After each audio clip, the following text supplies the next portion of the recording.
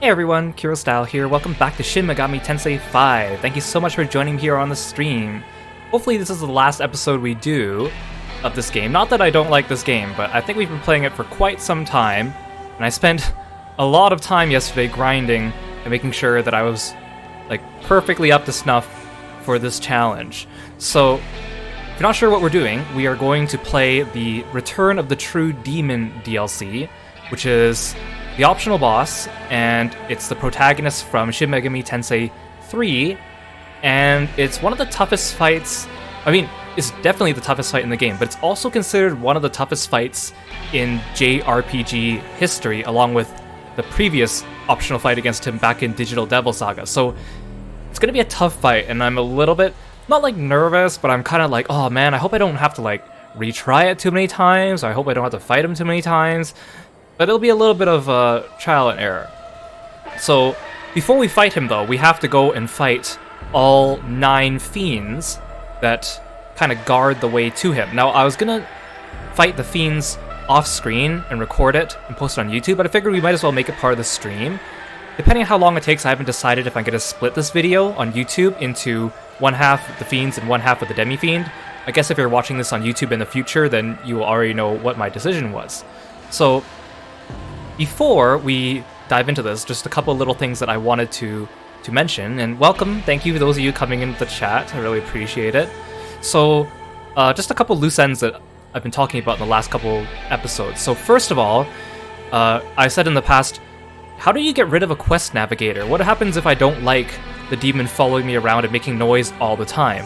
So the answer to that is, if you go into an area that is like a dungeon, so like the Temple of Eternity, Demon King's Castle, or Empyrean, they disappear and leave you, and then you gotta go reclaim them again. So that's how you get rid of the quest navigators. I did use Decorabia a lot just because he helps you get gems, which I could trade in for incense. And Huapo, who, even though I really hate her voice, she helps you find stat increasing items, so I've been using them as I've been grinding. Now the other thing is, I'm not gonna play New Game Plus, at least not in the foreseeable near future. But if you start this game on a New Game Plus, there's actually 2 modes you can choose from. One of them is called Newborn Mode, and in Newborn Mode, the only things that are saved are enemy info, unlockable fusions and your compendium, and certain miracles. And when they say certain miracles, they literally only mean like 2 or 3 miracles, like the bare minimum miracles that you can get going into your second playthrough of the game. So that's like if you want to actually replay the game like again, like a fresh start. The other New Game Plus is Reborn Mode. In Reborn Mode, that's the one where you inherit all your main characters' stats, levels, the miracles, the demons you have, your Maka, your items minus the key items, which means you have to go back and find the talismans again. You also have to go back and find the Mimon again, unfortunately, and any glory. So, in other words, that's the one if you want to blitz through the game again with all things you unlocked, or if you want to do like a speed run of it. Now, if you finish the game in the Law or the Chaos route, you get special miracles if your decisions have aligned with your path. So you don't get anything for neutral mode or secret ending. So on the Law path, if all your choices in the game abide by law, and you choose the Law path, you get Rank Violation Miracle, which lets you fuse demons of a higher level than you. Now, it's not super useful, you saw it in my last video. Usually when you reach the last dungeon, you're already like level 80 or 90, so it just means you can fuse things up to 99, which is easy. So it's not super useful. Chaos, if you go to the Chaos ending and your choices in the game have been chaotic, you get Inheritance Violation, which lets it so that when you fuse demons, you can replace skills that are on the native skill list for that demon. So in other words, it's good because it helps you build if you don't want some of those native skills. Of course, you can always overwrite it with essence afterwards. So that one's marginally more useful. I didn't get that one because my choices in the game were not chaotic enough. Now the stupid thing is though, both of these miracles can only carry over into the next game if you do Reborn Mode. They don't carry over if you do Newborn Mode, which is silly because the whole point of Rank Violation is to fuse demons higher than your level. If you do Reborn Mode and you keep your level, you're going to be level 99 on your second playthrough, so it's a useless miracle. It would benefit you on Newborn Mode because you'd be level 1 and you could fuse a level 99 demon, but for some reason, that's just not a thing. So, anyways, let's get on with it. Now, I'll show you my party. I'll talk about my build for all my demons later and talk about what their roles are. I have 23 out of 24 slots full, and I don't really have an intention. I couldn't figure out who to use for my 24th slot. Now, we're going to fight the Fiends first, because you have to unlock the Demi-Fiend. Now, if you recall, I already accepted this quest back in episode 1, and we fight the Fiends in the same order as Shin Megami Tensei 3, which means Matador was first, and he totally kicked my butt. So now we're going back at him, except now he's level 24 and I'm level 99, so it's going to be a cakewalk.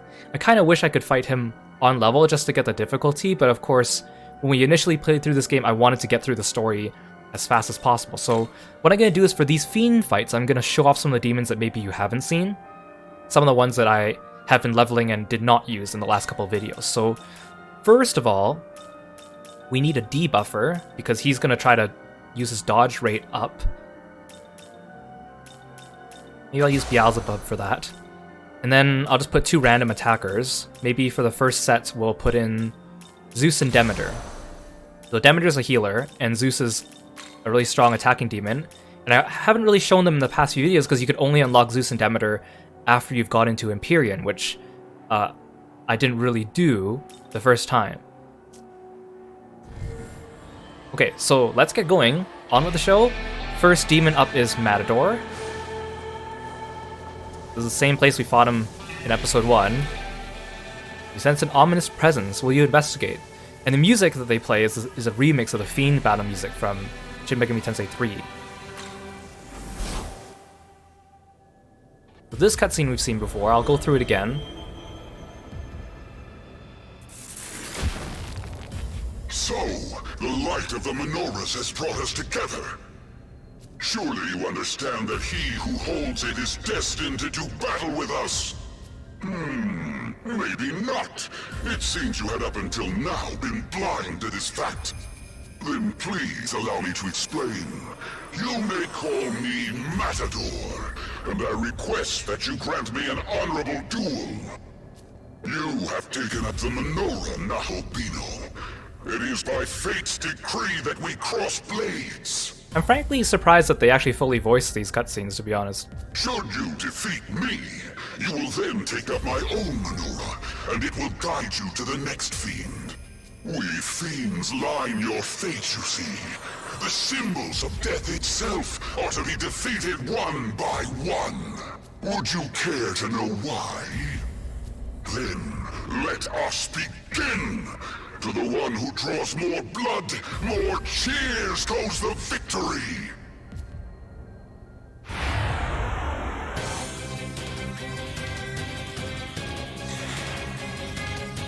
Pain!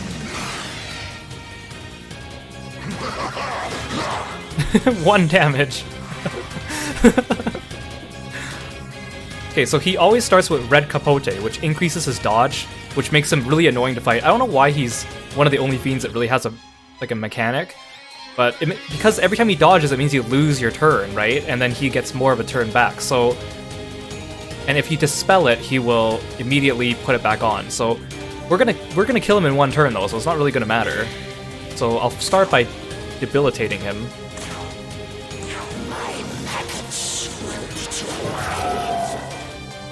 And then I guess we'll kill him with Zeus.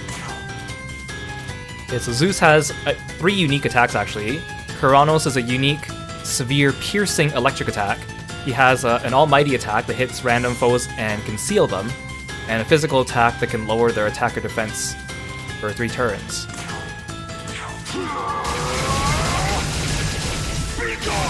Oh my gosh, that was so cool. Goodbye, Matador.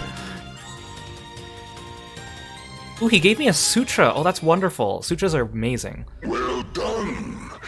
It would appear my power now rightfully belongs to you. Sutras increase your demon's affinities to certain elements, and I also ran out of them while farming, so that will be useful.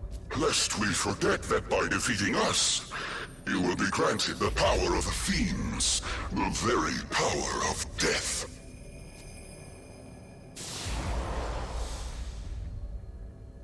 You obtained Menorah of Foundation. Fiend Matador. Status eliminated. What in the world was that? Not only did he carry a menorah as well, but he seemed rather intent on fighting us. I like how you like tap your forehead to indicate that you're talking to someone inside. Like that's always just a thing. I remember watching the trailer for the new Tomb Raider movie coming out. I think that's where I saw it, where like Tom Holland, the young Nathan Drake, he's like talking to his earpiece and he's putting his finger to his ear, and then the other guy says like, stop putting your finger up there, you look ridiculous.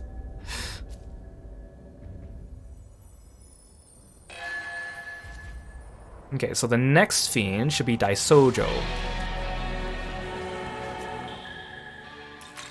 And he's at the Tenozu ley line, which might be in the next area. Okay, he's a little bit further. Wait, actually, he's closer to this one.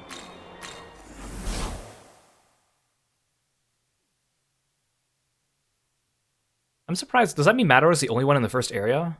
I thought they would have spaced them out a little bit more.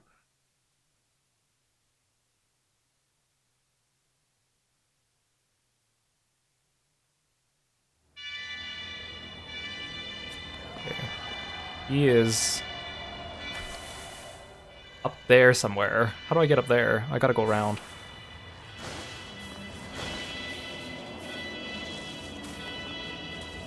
We'll still use Zeus and Demeter for now, just to show him off. Hey, wait a second, how do I get up here? Oh darn, I have to climb up there.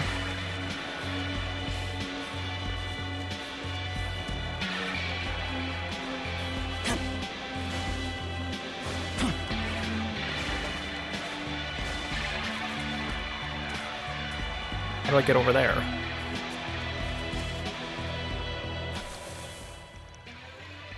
Over here.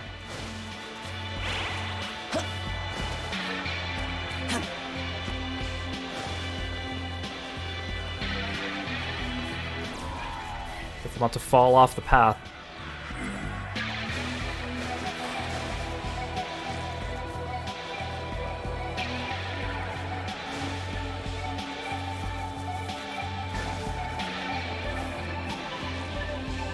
He's up there, okay. I was like, how come I don't see him?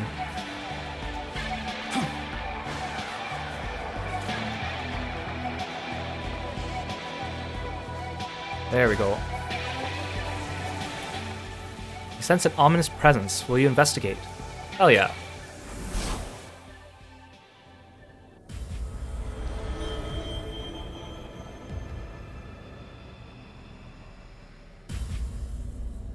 Things are destined to come to an end.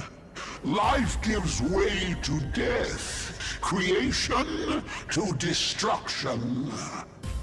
Look upon this land. Having already perished once before, it now struggles to maintain even its own existence. Of course, such unfortunate circumstance can be remedied. Let us discover whether you are worthy to know such secrets.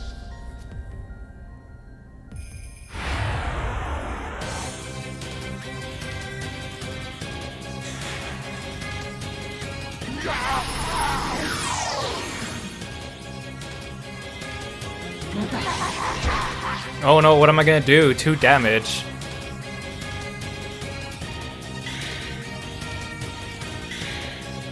Here, Demeter, I'll give you a chance. Look at her, she's so small and cute. But her vase is made of like skulls and they move and open their mouths. Or bouquet, I guess, it's not a vase. Oh yeah, so she has a special healing move. Actually, let's try it. I'm just gonna play around. It's finally here! Let the harvest begin! So it heals you to full.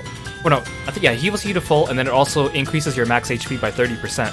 So it's kind of like a bowl of Hygeia with a Meteor Rahan. Here, you could use Death Flies.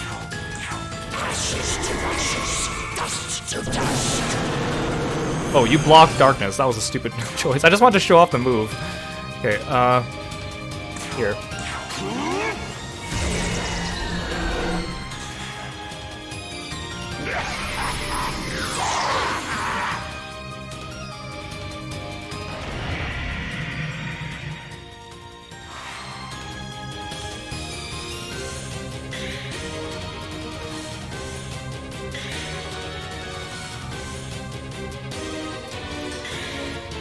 Here, I'll let Demeter finish him off.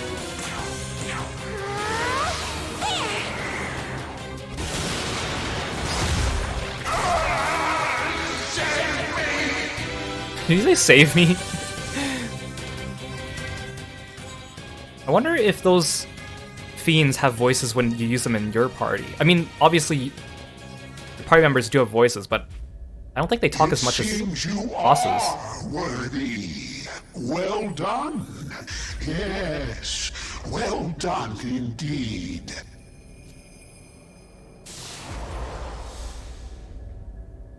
You obtained Menorah of Eternity. Fiend, Daisojo. Status, eliminated. That monk mentioned this world had met its end once before. What could he have meant by that? So it's implied that Shin Megami Tensei V takes place in the same world as Shin Megami Tensei 3 after the true demon ending. So the world has been destroyed, the Demi-Fiend has chosen to keep it that way and become a demon. And that's why the world's already destroyed. So it's a good thing I played Shin Megami Tensei 3 before playing this. So let's teleport, and then let's find the next one. Mitatabashi. Is that here? Yes.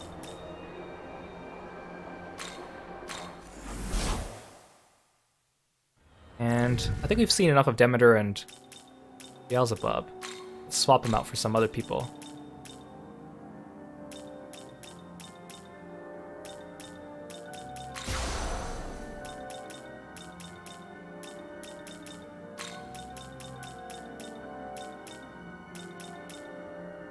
I can't remember if I used Shiva in the last episode. I think I did a little bit. Let's do Belial.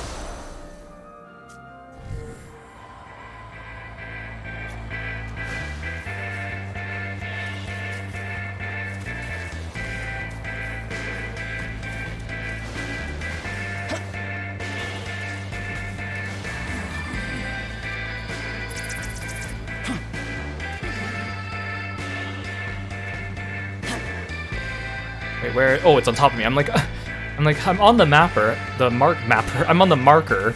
I can't see it. Wait, how am I supposed to get up there? I have to go around. That's annoying. Can I climb up this? Oh, darn it. I'm being reminded why I did not like the maps in this game very much. Looks like I can go up from here.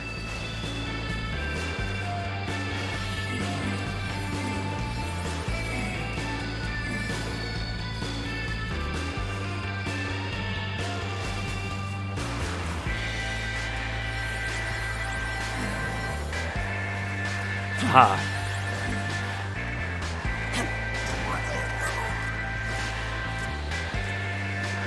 This one should be Hellbiker. I guess that makes sense. He's on a highway, kind of like he was in Shin Megami Tensei 3. I mean, I guess it does make sense. Remember how he said that Asakusa in this game on the map looked very close to Asakusa in SMT3? Maybe it lends itself to that.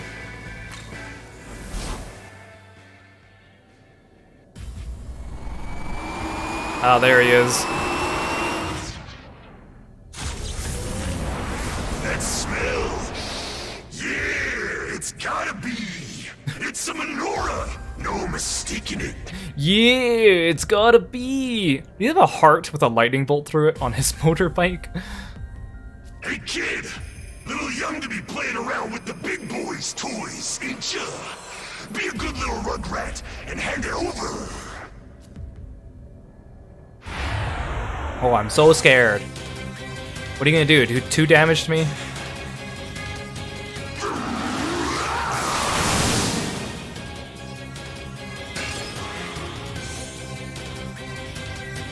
So I ended up making Hayataro. He's not super great, but he's still not bad. He has a couple unique skills.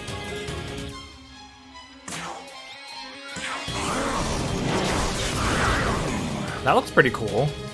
Oh, come on, you didn't one-shot him? That's a little bit, disappointing there, Hayataro. Don't make me get Zeus to do the job for you. Don't make me get the god to do a job for you. Let's look at Belial. So he knows a couple good attacks. These aren't unique to him, though.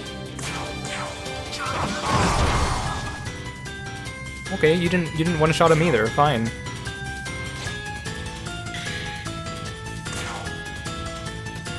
I kind of want to try this move. Witness Me. Draws enemy hostility but increases your evasion for 3 turns. It's kind of like, it turns Hayataro into a dodge tank. I just want to see if it has a custom animation. I shall assist you. Okay, okay. Let's try this one. Pantaspain. Medium physical attack to all foes. Lowers their attack and defense by 1 rank for 3 turns. This is also unique to Zeus. That was pretty cool. What? You're not dead yet?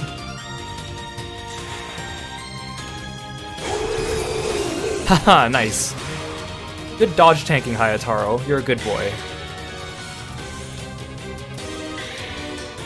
Okay, we'll get Belial to finish him off.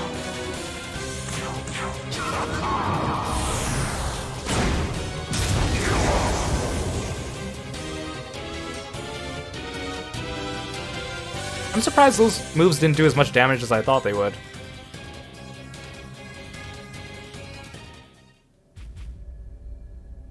You obtained Menorah of Dignity. Okay, it's kind of, I think I said this during my SMT3 playthrough, but like, menorahs are not small objects, right? They're giant, like, candelabras, right? So, to imagine that you're carrying, by the end of this, like 9 or 10 of these around, like in your pocket. Like, where are you putting these? Fiend, Hellbiker. Status, eliminated. Well, Hellbiker didn't even say anything upon death, like the other guys did. Another powerful foe. Shame we couldn't learn much from him. He was carrying a menorah, however. How many of these fiends will we be forced to fight?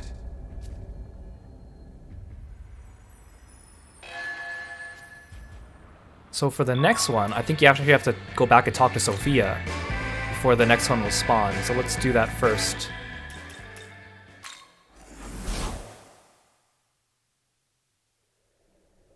Ah, so you've encountered a fiend in possession of a menorah, have you not? They have come here from worlds beyond, guided here by the menorahs. And they all happen to have skull faces.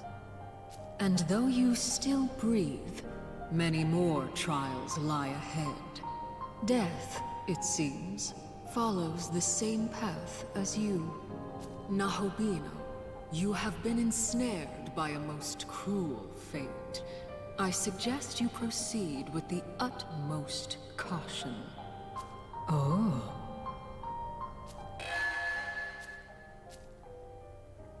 Oh. Daisojo's not a special fusion because he wasn't on the list. Okay. Return. Okay, so now we gotta go to our Jicho.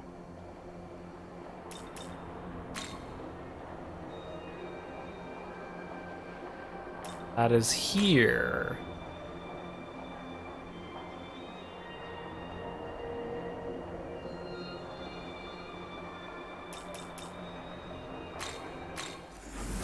Trying to figure out which one is the closest ley line to teleport to. Kind of like in the last game, when we encountered the 4 riders, there was a cutscene with all 4 of them, and they kind of scatter instead of fighting you all together, which would be a smarter idea, but they don't.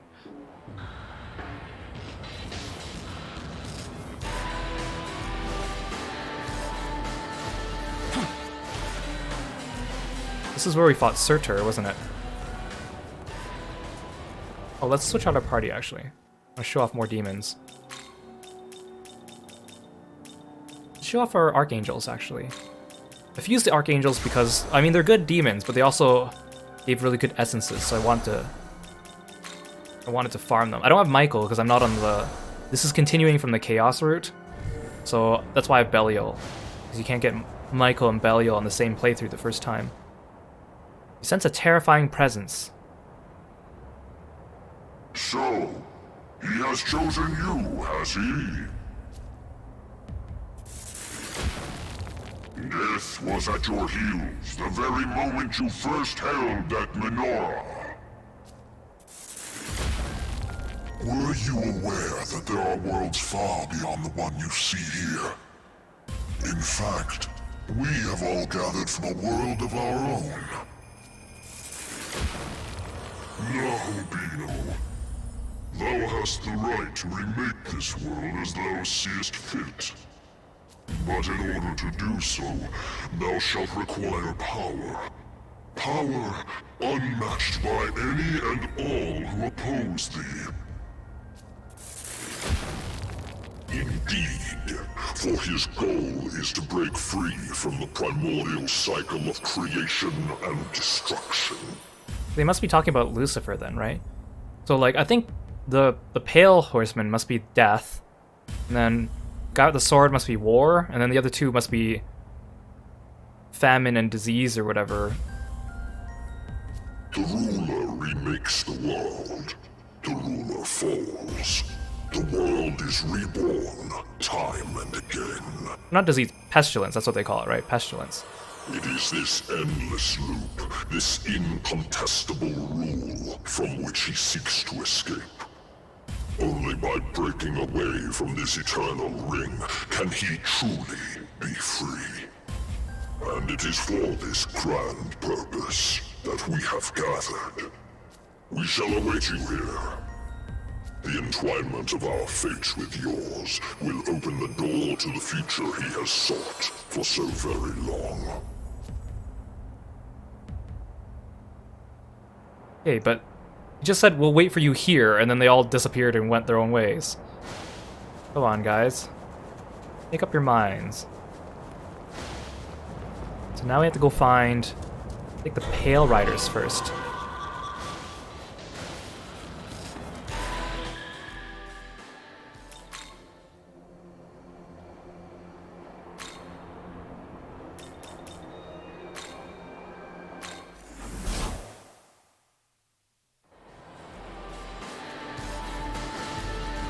Oh, there's a Memon right here. How come I didn't see you before? What the heck? You're right here. You're literally right there. Desolate out here. How come? Feeling in heart, like lost my home.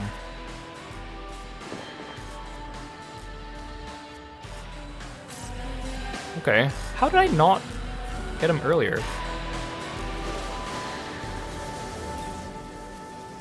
Sense an ominous presence, will you investigate? Yes.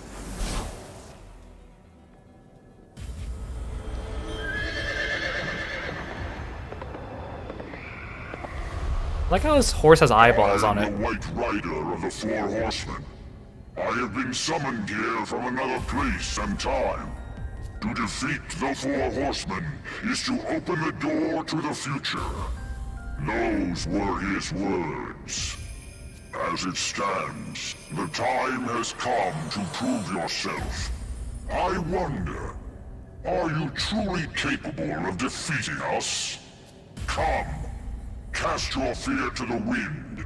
White Rider shall reveal the truth.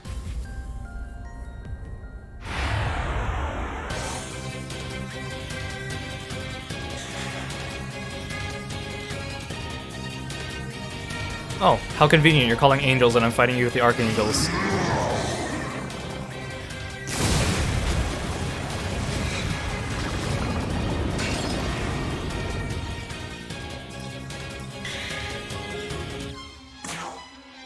Okay, so Raphael is good at wind. Take this. I'm just fighting the ads so I can show off more of their moves. I think Uriel is my favorite design of the Archangels. He specializes in electricity and physical attacks. Does Dominion block electricity? Oh no, okay, good. You will be judged. Kind of interesting, they gave all the Archangels different skin colors too, like not traditional skin colors. And then Gabriel's a healer and she has ice attacks. Actually, is he... No, he's weak to electricity. Does he block ice? This might be a bad idea. Wait, no, but this is a piercing attack. Never mind. Ice Age pierces resistance. So even if he resisted it, he would still take damage.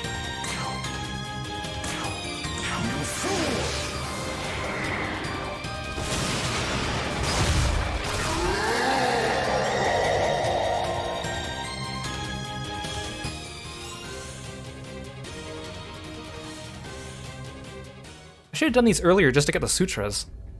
You obtained Menorah of Compassion. Fiend, White Rider. Status eliminated. He spoke of proving yourself. Does that mean we are expected to defeat the other three? You bet your metal body, Aogami. So he carried the Menorah of Compassion. I felt nothing of the sort coming from him. Or perhaps compassion in this case was his refusal to hold anything back. I think you're overthinking this, Aogami.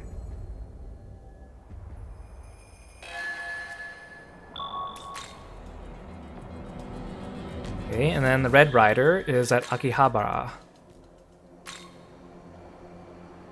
which is on this map. Wait, wouldn't it be faster for me to go here?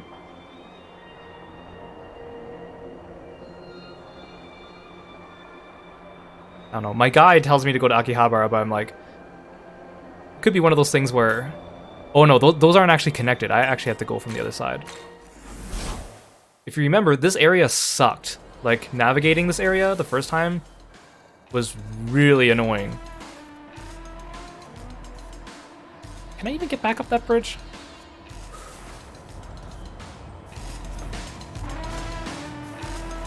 I don't think so. Where does this take me?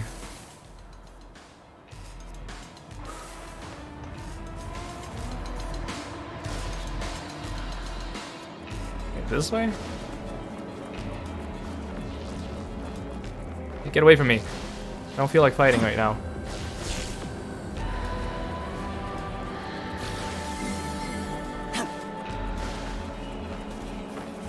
Aha, this way.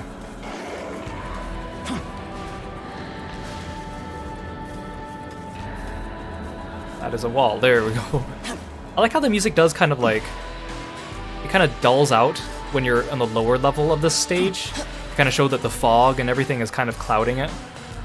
Kind of a nice piece of environmental storytelling. We'll keep the Archangels for now.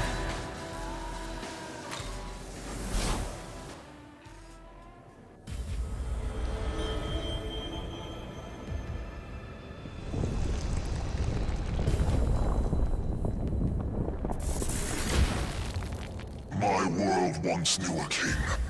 Mighty and formidable, he reigned over war and death. But in the end, even he was felled by the hands of those who sought his throne. And so that world collapsed, left to burn to oblivion. I bore witness to those final moments in time. I know not what sort of future you wish to forge. But if you desire a new world, then you will have to best me in combat. Hailing from the dark, I am Red Rider!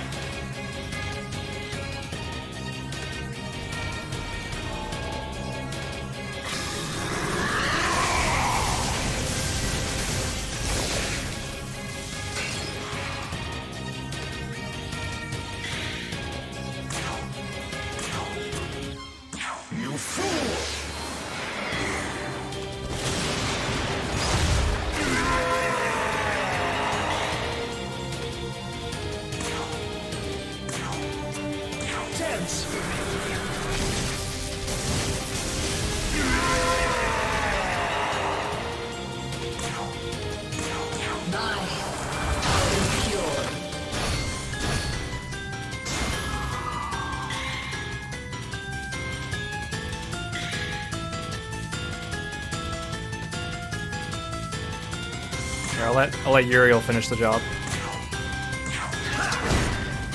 Or not. That was an AoE move, maybe that's why it wasn't very strong.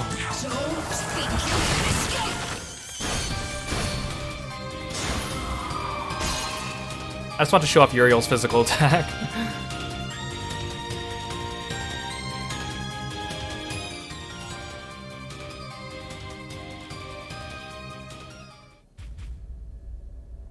You obtained Menorah of Insight.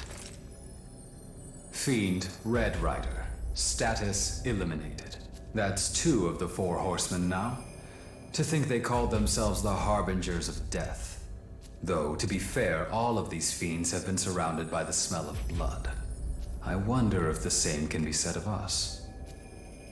We are slowly also becoming a fiend, like the Demi-Fiend before us. Let's switch our party up. Wait, why don't I have Kansu with me? Oh, I think I fused him into someone else. Okay, I'll need to resummon him so he can be my last slot. Here, let's take Amon. Mephisto. I haven't used Inanna. Inanna is exclusive to the Chaos ending, and she's the one that Maria fights you with in this ending. I gotta go resummon Kanzu, because I'm gonna forget. Can't believe I forgot to resummon him. I built him pretty strong. Welcome to the world. Where are you, Kansu?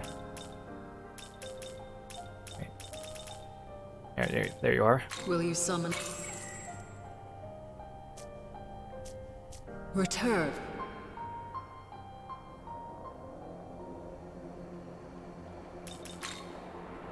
Okay, next up, Akihabara Electric Town. Well, this one's close to the ley line, that's nice.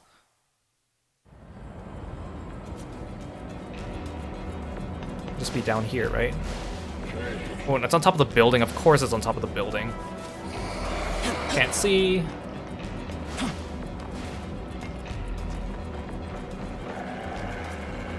How do I get on top of this building? I think I go this way. Careful not to fall off like I did the first time.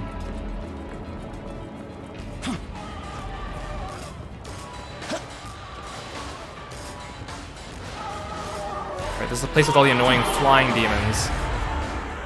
I hate these things. They were so annoying. Get lost.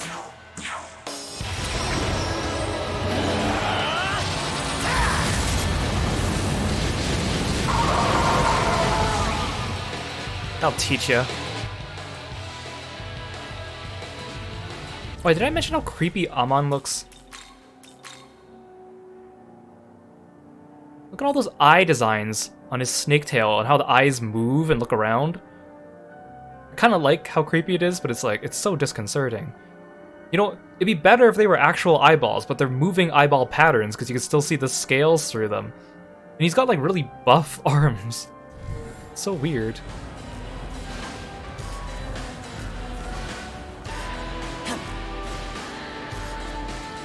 There it is.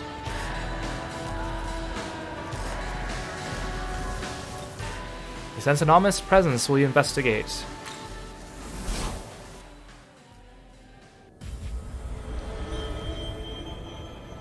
I am a protector of the menorah. One of the 4 horsemen, Black Rider. Here, I will test thy strength. But be warned, those lacking will fall. The world is beyond their reach. Now, show me thy power. Bare thy very soul.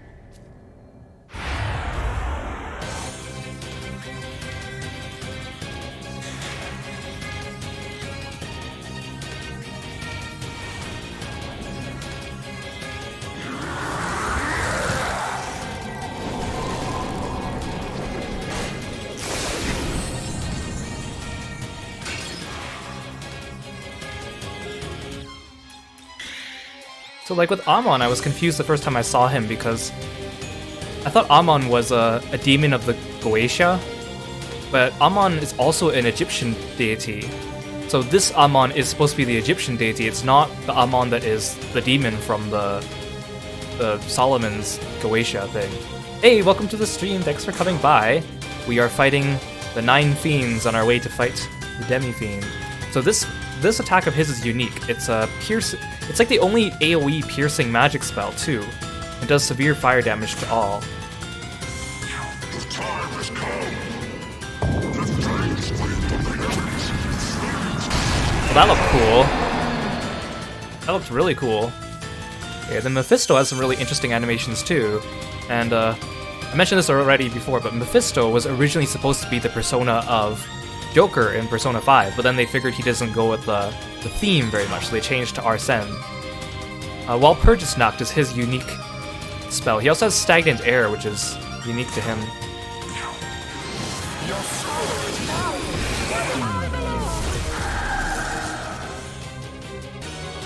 In Nana, it looks so weird to me. I mean, you can't really see from this angle, but she has the... I mentioned this before, she has the bull testicles on her chest, kind of like Eden's Promise from Final Fantasy XIV, because it's a Mesopotamian god thing, and then she has like a swollen robotic chicken belly. She has 4 unique spells, actually. These are all unique to her. They're severe versions of fire, ice, lightning, and wind attacks. They don't pierce, though, but they are very strong, but because she has 4 of them, she has coverage of 4 elements, which is kind of useful. Wait, what is this guy weak against? Weak to force. Let's try this.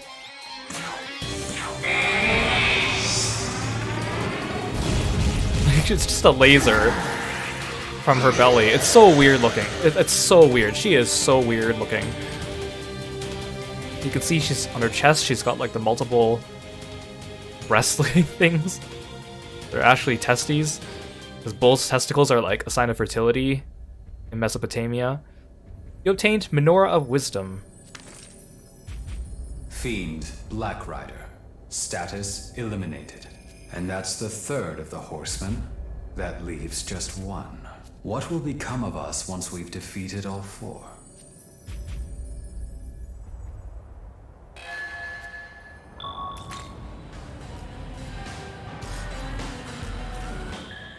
Okay, the last one is the Pale Rider. This is near the Demon King's castle. There's my friend Decorabia. Hi, Decorabia.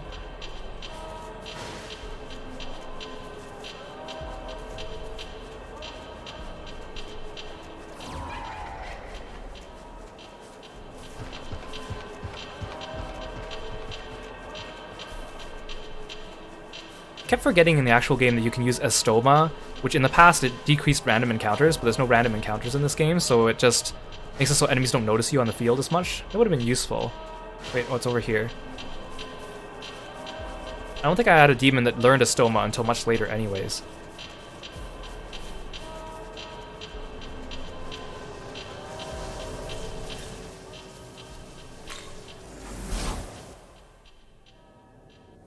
Okay, so after this, there's only 2 more Fiends to fight, I think.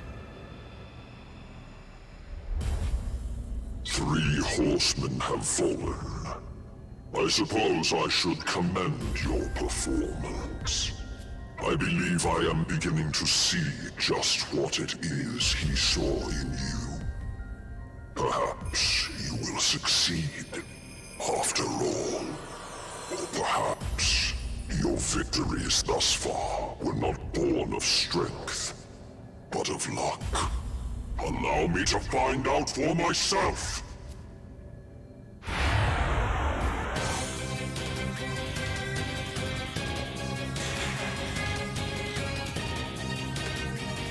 His is called Call Evil.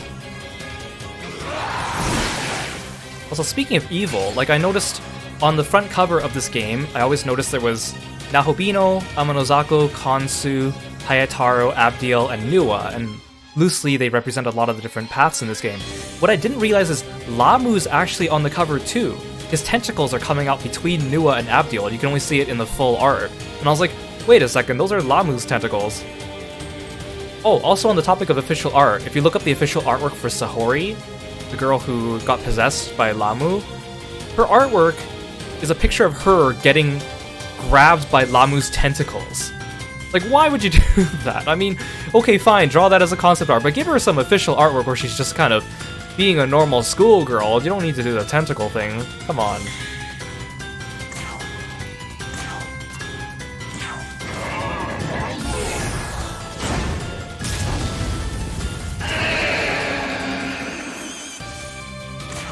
I want to try out Stagnant Air because I've never actually used it. Chance of inflicting Mirage to all foes and lowers defense and accuracy and evasion by 1 rank for 3 turns.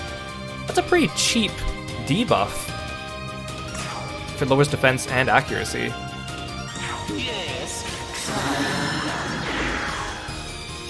Remember Stagnant Air in Persona makes it so status ailments are more likely to hit. Let's use Ice.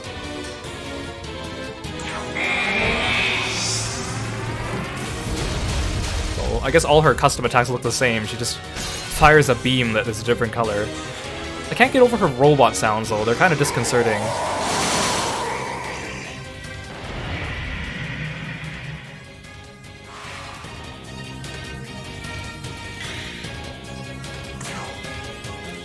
think this guy's actually weak to fire. The time has come. The phase for you to make peace with Fiends.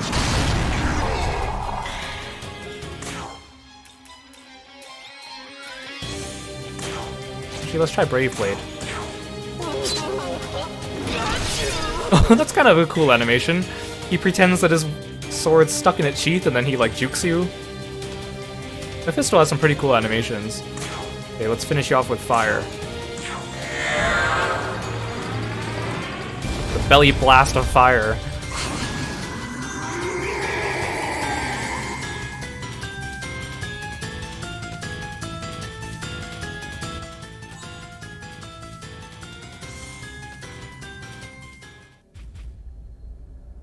You obtained Menorah of Majesty. Fiend, Pale Rider. Status eliminated. The belly button of death. That's a great name of a move. I'm gonna call it that. The 4th Horseman falls. I believe we'll be able to rest easy for the time being. The belly button of death. But was it because of our strength that we emerged victorious, or were we simply lucky? What do you think? What do you think, If I Aogami? may, I'd say it was a combination of the two. No luck involved there. You undoubtedly possess the strength to have won the battles we've fought thus far, and fortune is clearly on my side. No. You don't want to rely on my luck. I have horrible luck. If gacha games are anything to go by, I have horrible I luck. met you after all. I must say I'm grateful to the voice that woke me from my sleep and sent me your way. Truly. Aw, Aogami. Shucks. Okay, so now we have to go talk to Sophia. Let's switch up our party too before I forget. See if there's any other demons I gotta show off. I only bring in Huang Long because I needed more healers. And Huang Long just happened to be a fairly okay one. Yeah, I'm bringing Garuda as well. I'll explain why. There's actually a particular reason why I'm bringing Garuda with me. I think with this I would have shown off all the demons that we haven't really seen up till now.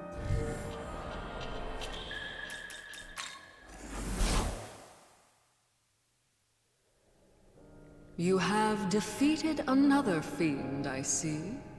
With every fiend you vanquish, your power grows. Perhaps this is why I was to hand you the menorah. I am interested to see the outcome of your next encounter. Return when you have gathered more demons.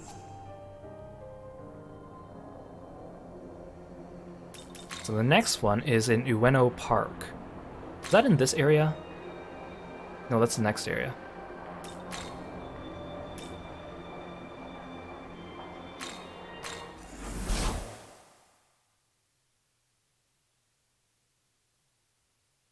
So Pale Rider is death, yeah, because he has a scythe.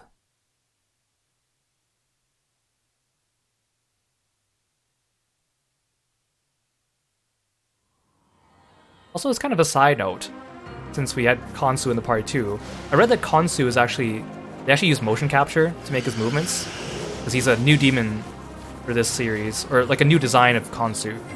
and they wanted to make him unique, so that's why he kind of moves funny. I wonder if they motion captured for Mephisto too, because he's got some pretty interesting animations. Okay, up this hill, I think. This way,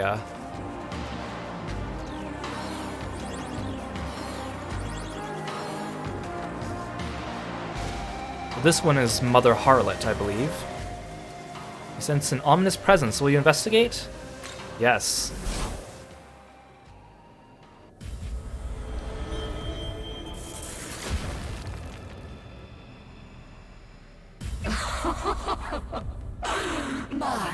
Aren't you precious? I actually like Mother Harlot's design. She's kind of cool. I remember a boy much like you. Oh, how we quarreled over the menorahs. This boy sought the power of death in order to surpass death itself. Such was the fate that was thrust upon him. Can you feel it? You have the same air about you as he did. The very same. However, I do not plan on being used by that man again so easily. Oh, so she doesn't like being used by Lucifer. Also, she is really big if you look at her size comparison to me. I will crush you where you stand. And only then will you know the ultimate pleasure that is death.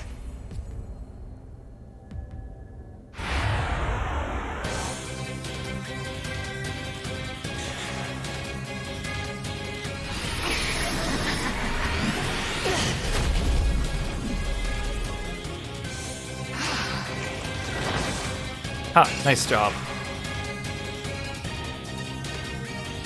Oh, she's weak to wind. That's very lucky of me that I brought Garuda. I actually really like Ball's design. He's actually pretty cool.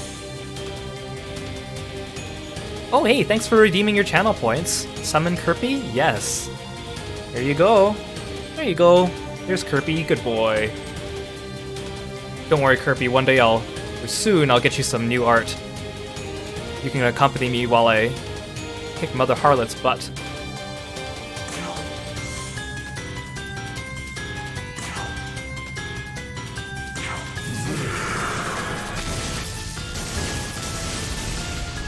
Oh, you actually have more health than I thought. Yeah, look how squishy Kirby looks. He's so cute. Look at big smile. Killing Wind.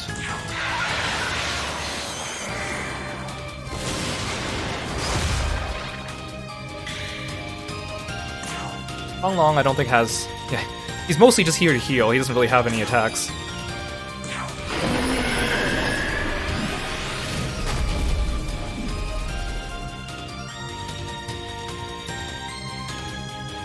Here, I'll even attack this time.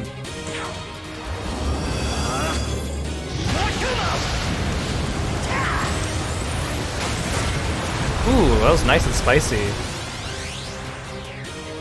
Can there be multiple Kirby's on the screen? Well, I only planned to have one. I guess I could add more if I wanted to, but I have not planned on adding more Kirby's. I mean, technically there's only one Kirby, right? I think? I don't know. I don't have a lore. I mean, originally Kirby was supposed to also be me, but then I just made him his own thing, so... I guess we'll see.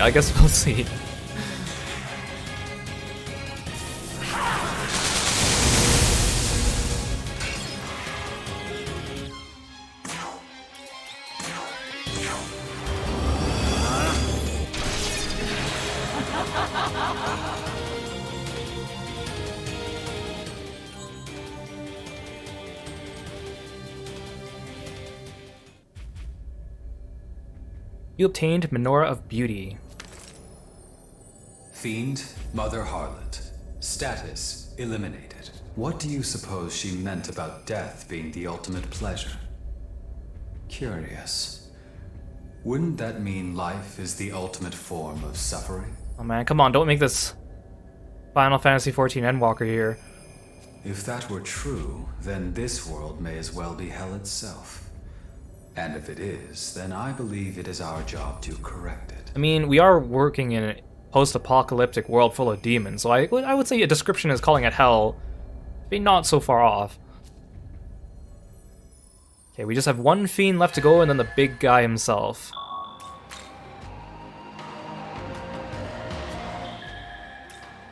So the next one should be west of Umabashi.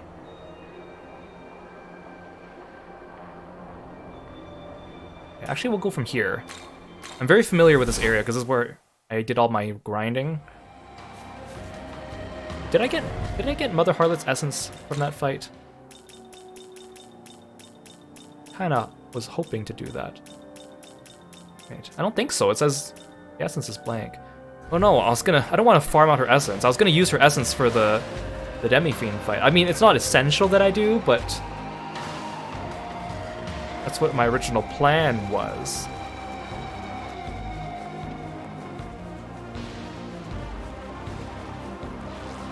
She's one of the very few essences that has good coverage, plus it repels physical. Where am I going? Oh, I missed it. It's over here. Can I go this way? Oh no, I can't. Basically, when I was grinding, because this area is like a giant, like, circle, so I basically just ran around like this. Felt like I was doing laps. Like I was just running around and just fighting all the Mitamas that spawned. And I did that a lot. And then I would bring like Dekarabia or Huapo and just pick up all the items that they found along the way.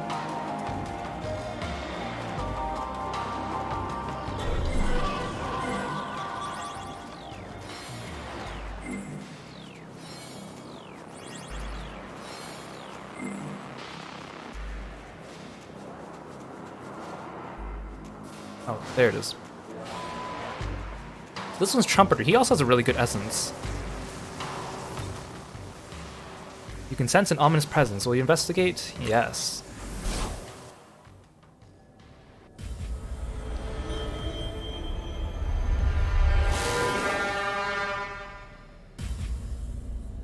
Toot toot. I am Trumpeter, Fiend and chosen herald of the end times. I like how he has like the curly hair wig. The cutscene with him in SMT3 was also really funny. You were like falling and then he came and like fell next to you and you were just having a conversation in midair. Seeker of the menorahs. Should you take mine, you will meet face to face with the most powerful fiend of all. His power is beyond comparison. There are none mightier, none who surpass the insurmountable King of Chaos. Gosh, that makes sense. I'm so scared for that fight. Are you worthy to challenge such a fiend? Allow me to be the judge.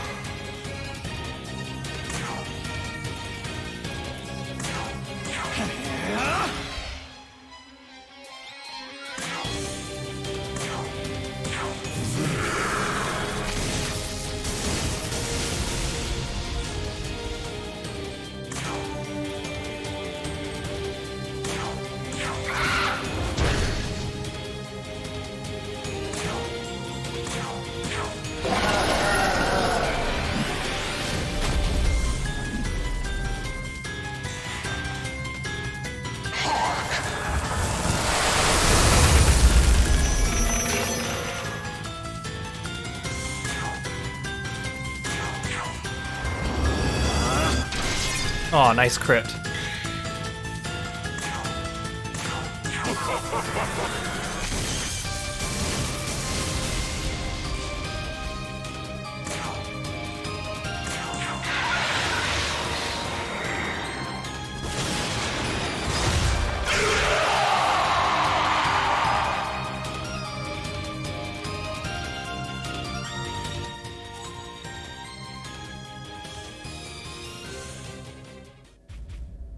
It appears you are indeed worthy of being his adversary.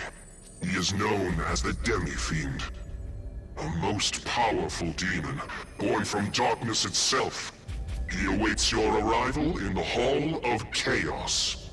As to what you will find there, ultimate power, or death's embrace, well, That remains to be seen. Probably Death's Embrace. You obtained Menorah of Glory. Fiend Trumpeter. Status eliminated. Who is this Demi-Fiend he spoke of? I expect we will need to travel to this Hall of Chaos and find out for ourselves. I still have a feeling that Nahobino is going to become like the next Demi-Fiend in terms of representing the franchise as a whole and then appearing in later games as a boss.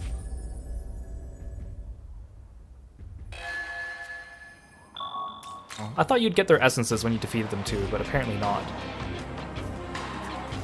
Okay, let's talk to Sophia, and then we'll need to get ready for this. So you have defeated many fiends, and will soon challenge the Demi-Fiend, or so he is called. It seems he is expecting you at the Hall of Chaos. I have heard of such a place before. Nahobino, I believe that with your power, you may be able to use the ley lines to reach a new destination. I will use my power to illuminate the way. The path to the Hall of Chaos is now open. Make your way there when ready. So first, I need to finish my Nahobino's build.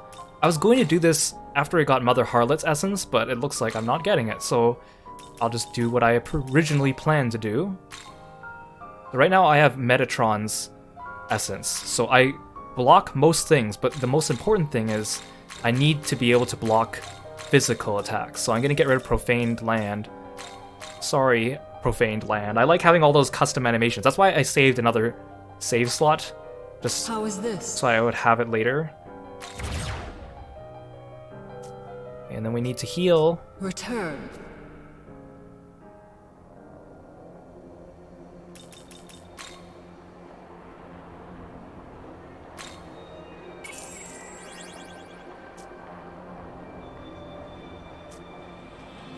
Okay then, I think we're ready to go take on the Demi-Fiend.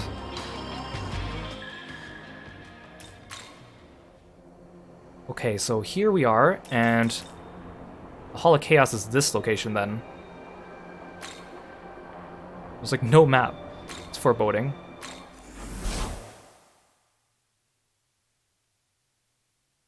So before we go, I'll talk a little bit about my strategy. Oh, there's items here. Oh, I should save too. Duh. I'll save on another. Oh, that's not the save point. Actually, yeah, I'll save on another. Actually, no, I'll just save here. Actually, I'll save on another. I have so many save files for this game, anyways.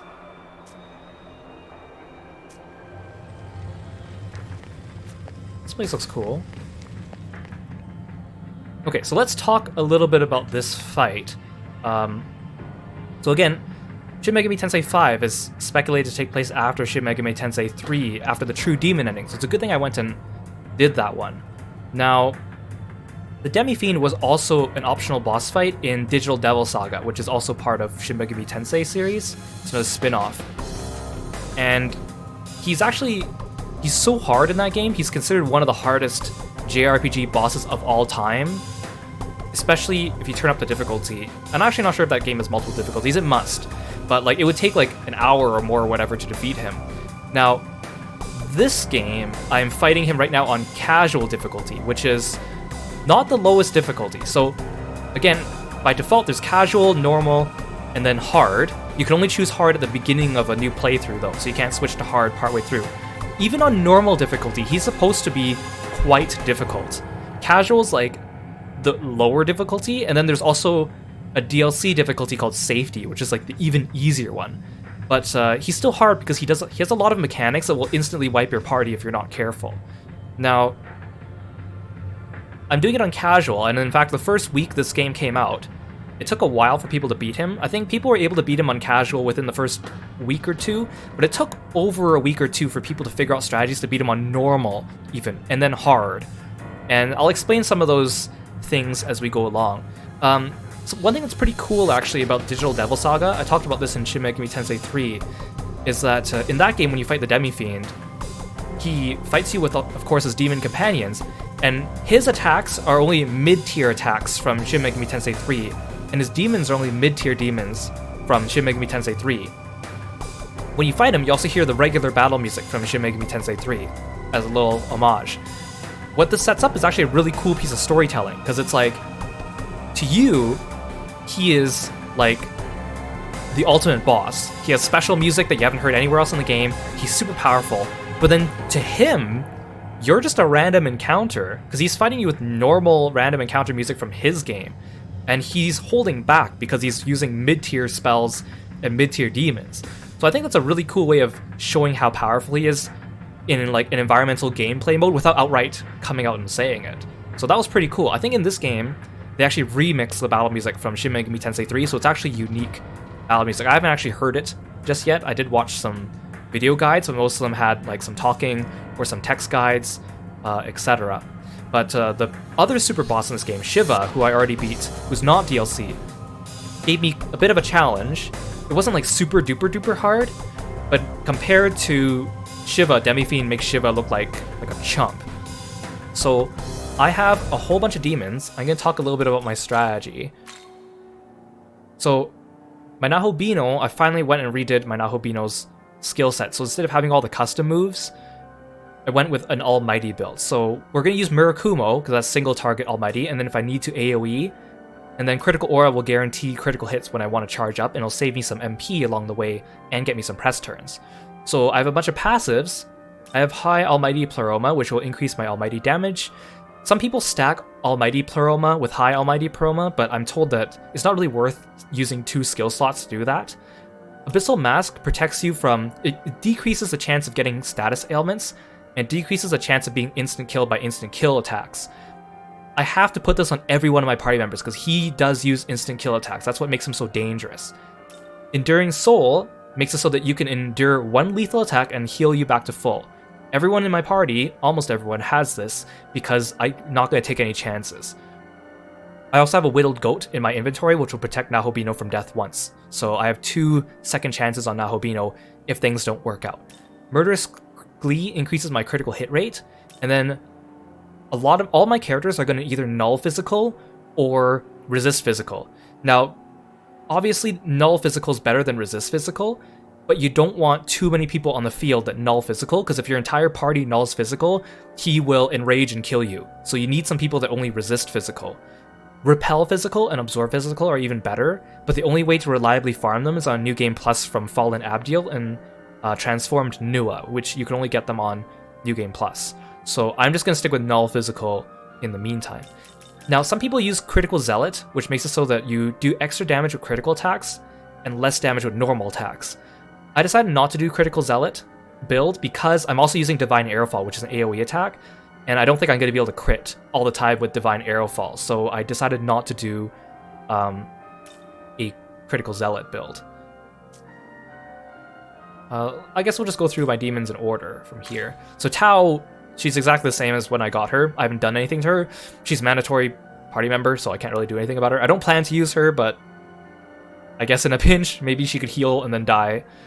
So Vishnu's a healer. He does healing. He can also do Dakunda and Dakaja, and he also has dark attacks.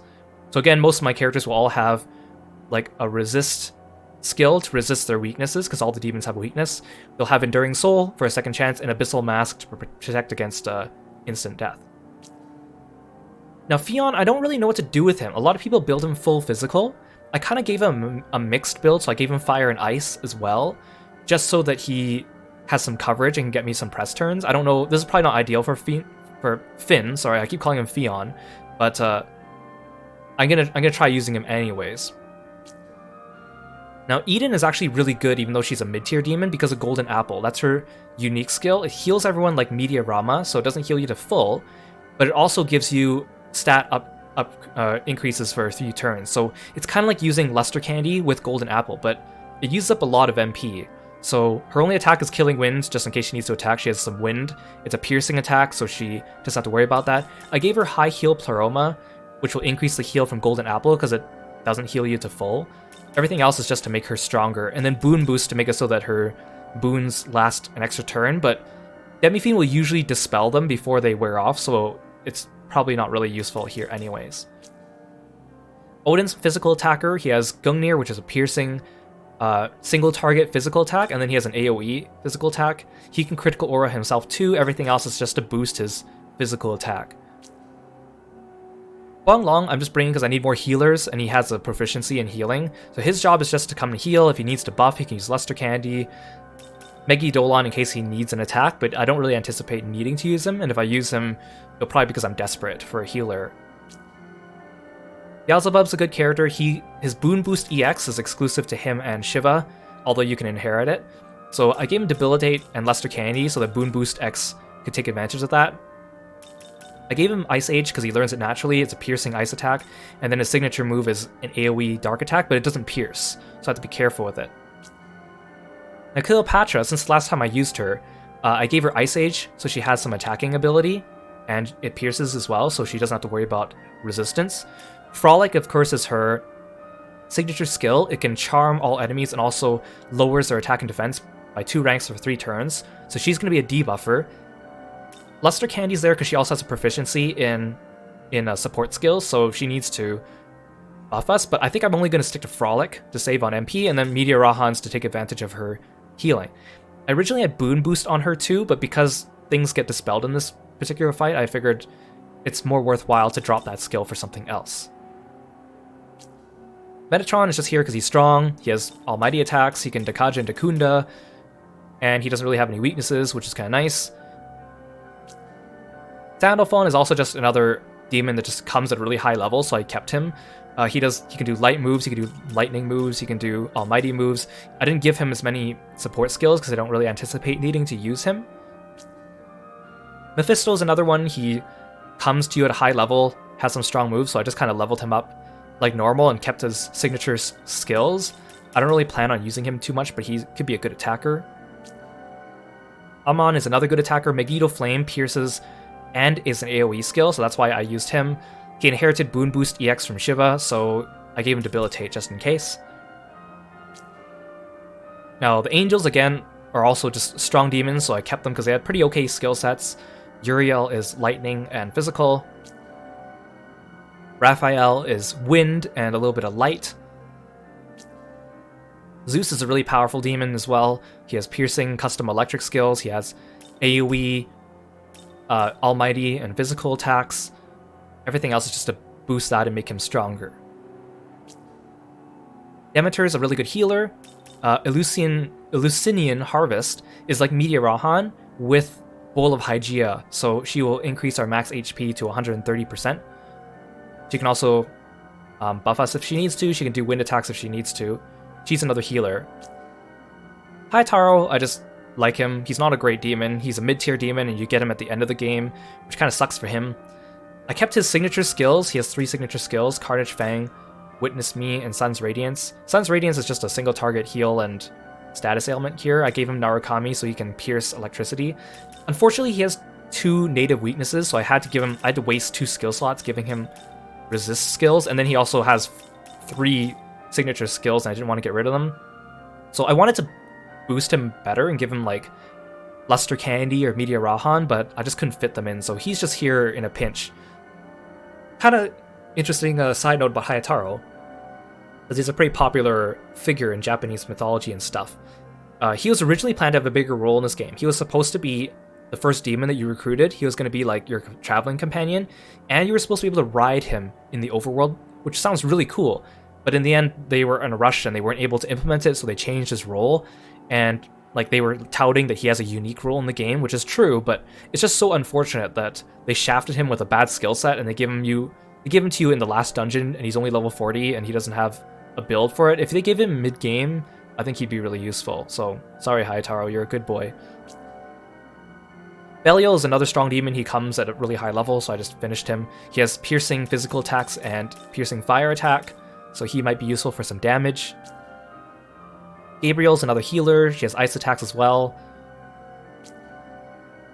Now Shiva, I can't get over how Shiva looks, because compared to Vishnu, who has like a flat stomach and like abs, Shiva has that little bulge at the bottom of his belly, and every time he breathes, it like bulges out. It looks so odd to me. His signature skill is Tandava, which he used against me. It has a lot of MP cost, so I can't use it too much. It's an AoE Almighty skill, but it lowers the target's defense to the minimum for 3 turns, so he's going to be good at debuffing. I gave him this, which is a piercing physical attack, and it always crits, but it's low damage. Inanna is just here because she's high level and she's strong. She has coverage with 4 different severe elements, but they don't pierce. But luckily with 4 elements, she should be able to do everything I need. Unfortunately, she has 2 weaknesses, so I had to cover them up. And then she has 4 unique skills, so she doesn't have much room for like actual skills. All I was going to do as a mix attacker, he does electric and fire, so he has a little bit of coverage there. I was originally going to do wind because I don't have very many wind people, but because he used to be good in wind in older games, but in this game he only has a +2 on wind. Wind is actually not important for this fight, so he should be okay as well. Okay, now Garuda is not a demon I would have thought to bring. The reason why I'm bringing Garuda, and I read about this strat, is because Garuda is of the Avian clan, and the Avian clan has a special Magatsui skill called Accursed Poison, so it debuffs the target, and it's probably the best debuffing skill in the game with the highest chance of succeeding. And one of the ailments it might do is Skill Seal, and if I can Skill Seal the Demi-Fiend at exactly a certain point in the fight, it will save me a lot of trouble, so I'm gambling on this. Otherwise, he's got some piercing physical attacks and some piercing wind attacks, nothing super special. And then Kansu is my dedicated fire attacker. He has high fire attack, he has piercing fire skills, so that is my party. Now, for my... I haven't really thought this through. Okay, so I'm going to put Nahobino in 2nd slot. I'm going to put a debuffer in 1st slot. I think I'll start off with Shiva, because he's going to run MP really fast. And then I'm going to have 2 attackers. So maybe I'll start with... okay, Demi-Fiend starts the fight with demons that are weak to electric and weak to darkness. So maybe I'll start with... I kind of think I'll start with Mephisto, because he has dark attack, and also he is expendable. I don't plan on using him too much in the fight. And then I'll need someone who can do electric. So maybe I'll do... I don't know if I should bring out Zeus right away. Maybe I should stick to... Wait. Who's my electric dude? Uriel. Maybe I should do Uriel first. I feel like I should save my resources, but I'm not really sure how bad this is going to be. This will be my initial startup. I'll talk about... He has a lot of mechanics, so I'll talk about them when we get into the fight.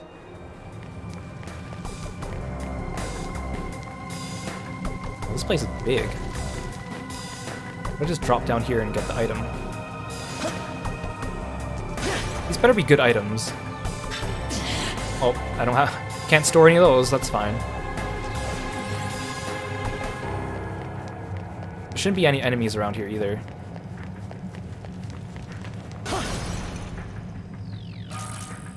Okay, I don't need Gospels. Is there an item down here? No.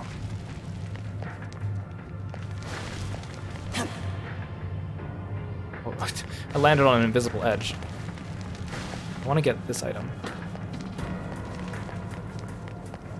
If there's sutras, they might be useful.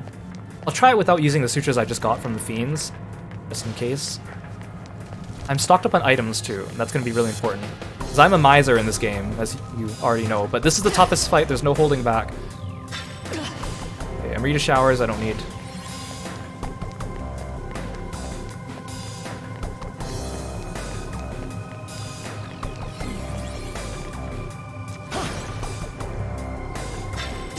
Okay, I can't hold any of these things apparently.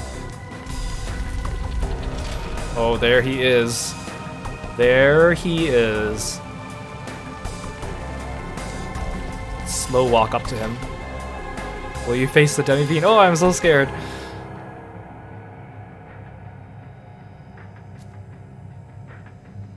Yes. Look, he's got a super pixie with him too. The first demon that joins him. Oh, wow! And Nahobino really did make it all the way here, huh? I guess he doesn't talk, so he needs someone to talk for him.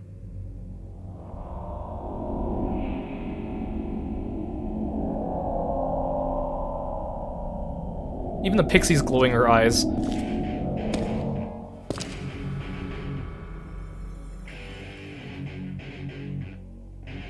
I know what you're after.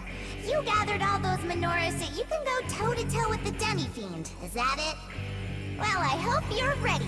He's a tough one, you know. I've heard. So I've heard. Oh boy, he's gonna kick my butt.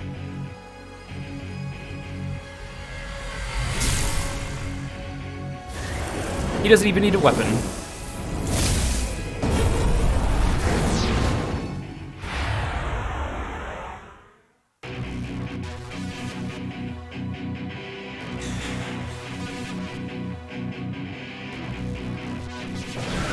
He's got a cool calling animation.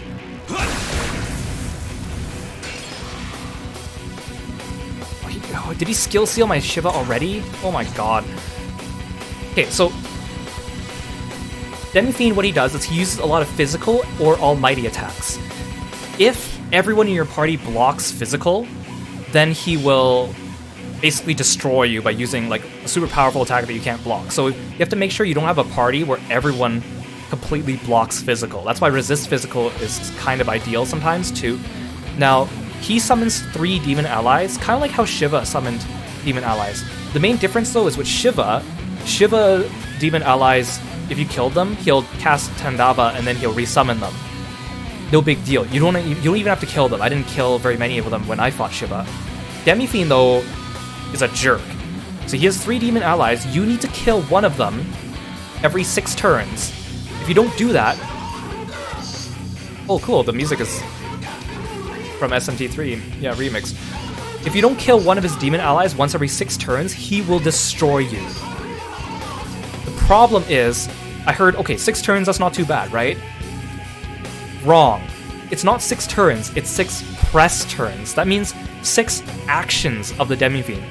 You have to kill one of his allies before he does 6 actions, and that will reset his timer because he'll use summon and call them back instead.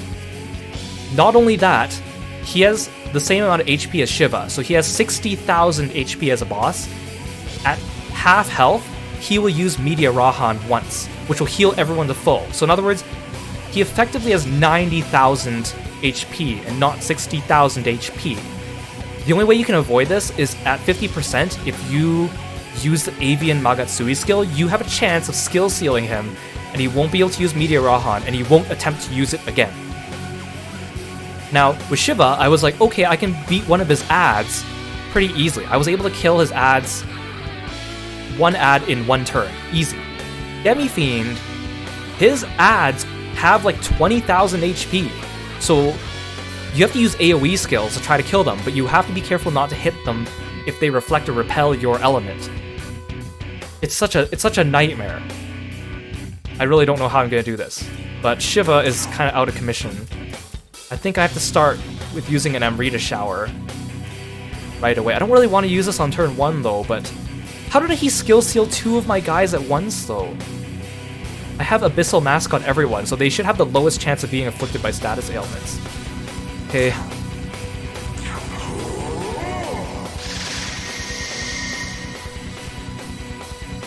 So, okay, my strategy is I'm going to AoE and whittle down all his demons, and then I'm going to kill one of them and leave the other 2 at low health. That way, when I need to, I can kill them when needed instead of having to get them down from full every single time.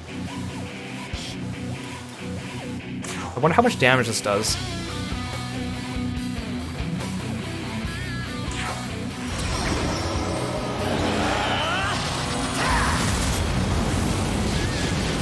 Oh my god, that does so little damage. I am so screwed. Okay, you have to kill Pixie first, because she will heal him once in a while. She's weak to darkness.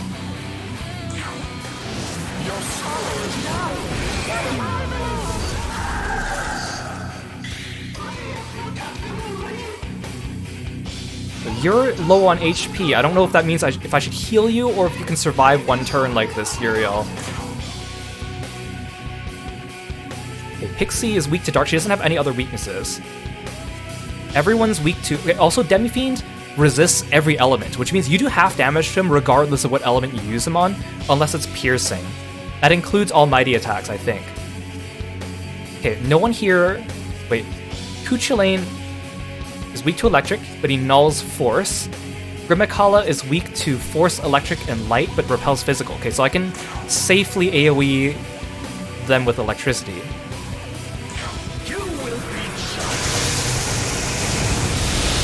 Oh my god, that did 200 damage to the Demi-Fiend. Okay. Originally, this was I was going to do Tandava on him to drop his defense, but he's gonna dispel it on the next turn anyway, so I'll do Tandava next turn.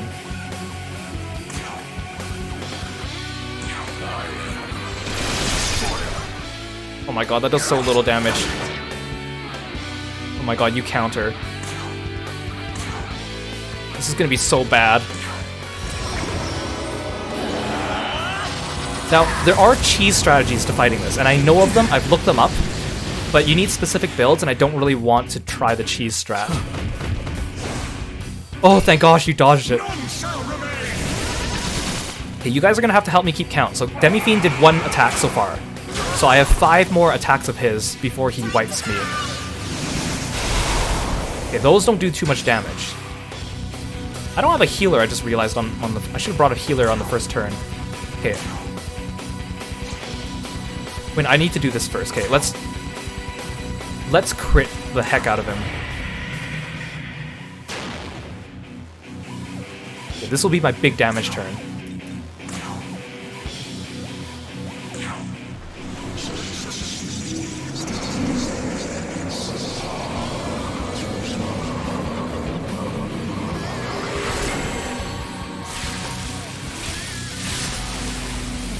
Also, as a little note, my fight against Shiva, the super boss, took me almost 45 minutes. People report spending over an hour fighting Demi-Fiend. So if he has 90,000 HP compared to Shiva's 60,000, it will probably take me over an hour to beat him, if I don't die. I don't know, I don't want to kill Pixie just yet, I still have time.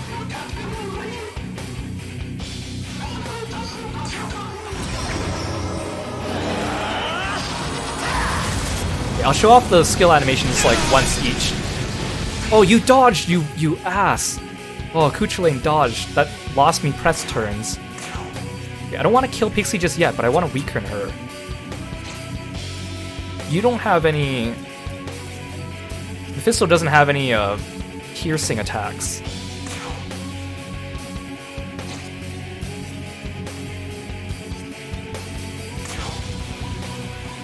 Should I attack Demi-Fiend with Wall Purchase now? This isn't gonna do much damage though. Or should I Luster Candy everyone? That's gonna use up all my MP though. I mean, this might be good actually. You could be poisoned for a bit longer, Mephisto.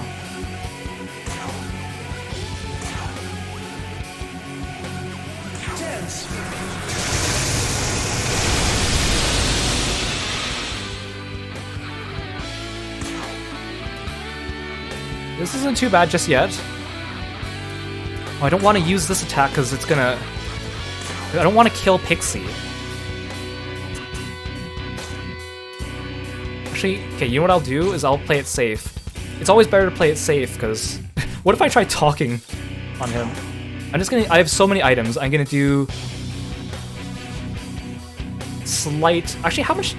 Medicine is a small HP. Okay, that heals like nothing. Okay, good thing it shows me. Here, Uriel. Oh, if only he didn't dodge that attack. I would have done so much more damage. Okay, that doesn't do too much. Because I'm playing on casual difficulty, I think the only difference is his numbers go down with how much damage he does. But he still does the instant kill attacks, so I can't dilly-daddle too long. Oh good, you dodged it. Okay, so Demi-Fiend's at 2. He's used 2 skills so far. I need a healer. He didn't dispel his defense down yet, though. Pixie's low. I don't wanna... Okay, Shiva, you're gonna pass for now. Actually... Yeah, you're gonna pass for now. No, actually... Do I want you to change or do I want you to pass? Okay, now the thing is, if you change party members, On the next turn, the Demi-Fiend will 100% attack whoever swapped in, even if they block physical. So that could be a way to like abuse his press turns. Let's do Vishnu. Let's go. Okay, now I just have to hope he doesn't dodge anything, because I need Uriel to pass his turn to Vishnu.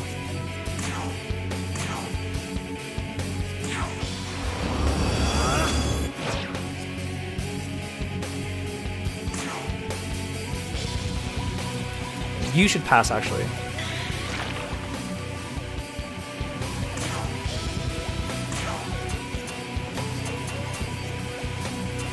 I don't want to kill Pixie just yet, so I'm gonna whittle down Cumhaill.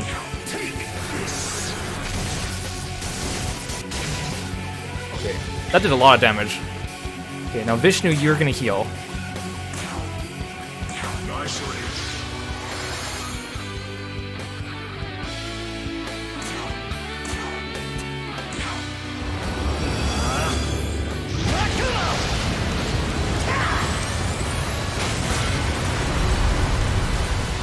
I like this music though. I'm glad they remixed it instead of just giving him the same music from, like, straight from his own game.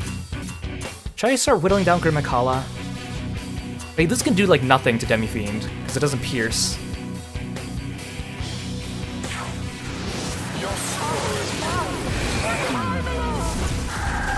Oh, you resist it. Well, that's fine.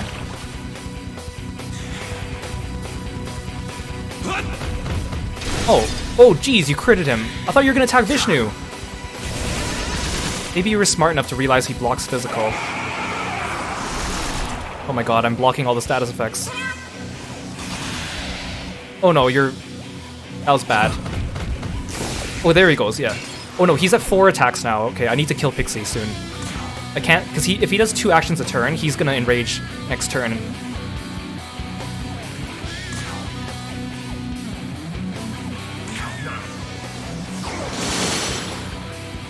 I need to be careful not to kill Cumhaill though. I don't think this will kill him though.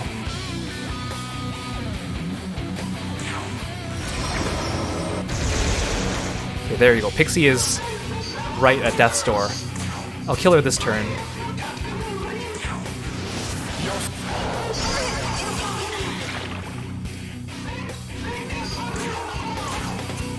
Yeah, I won't kill Cumhaill just yet.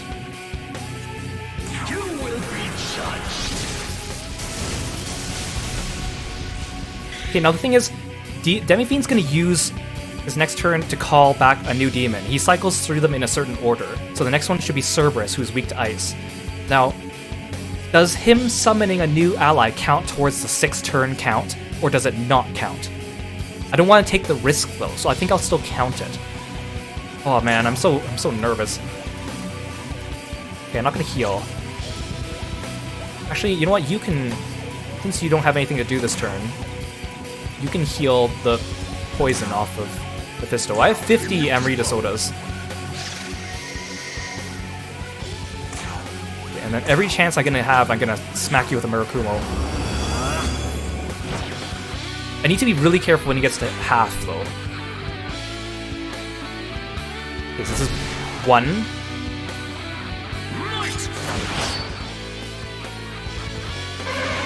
Oh, I should have swapped out for an Ice Demon ahead of time. That's fine. Oh god. Ow! Oh jeez! That hurt.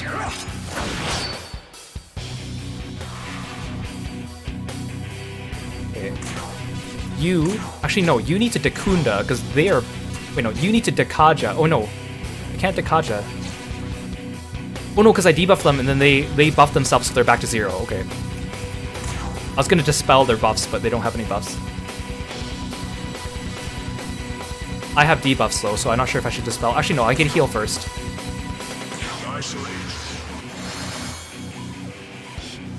Okay, then I'm gonna swap out Mephisto for an Ice Demon. Actually, I'll do that on his turn. How are you guys doing? Okay. You see, he's at 2, right? He called demons and then he used a physical attack. Or he used Freikugel on me. Okay, who's a good ice demon? Gabriel's a healer. I don't want to use her just yet. I only want one healer on the field at a time because if they all die, then I'm screwed. The thing is, ice is one of the elements I don't have too much of.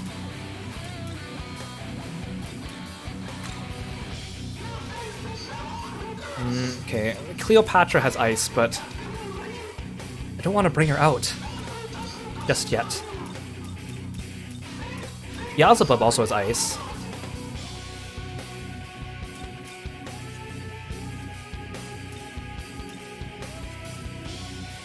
Okay, I'll do Beelzebub. I don't want to bring out my big guns just yet.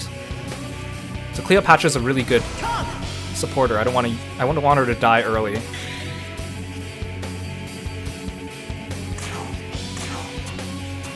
Both of those guys are low, so I shouldn't attack them. Cerberus, you are weak to ice and you repel fire. So let's just attack the Demi-Fiend. That did nothing. Tridacunda, it's just a waste of MP. The only ones that's debuffed is me. Actually, let's pass. And then Nahobino gets a turn. Gosh, he takes such little damage. Oh boy. Oh, it's not good when he crits. He's at 3 now. I have to kill someone soon. Oh no, Uriel. Oh gosh. Yeah, Uriel used up his Enduring Soul. Okay, it's good when they AoE me, because then... Oh geez, he's at... Is he at 4 now? Yes, he's at 4. Oh geez, Uriel! Okay, I gotta switch him out. I mean, I could just heal him too. Okay, I decided if anyone ever needs a single target heal, I'm just going to use an item. I'm not going to use MP. Is it even worth it though? He's just going to die.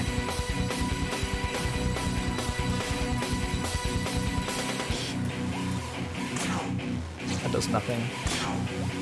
Maybe that's not worth it. I'll just swap him out. He's gone.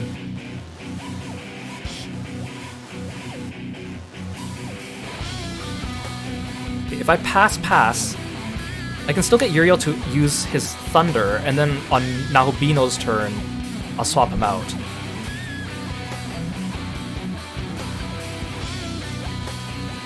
I think.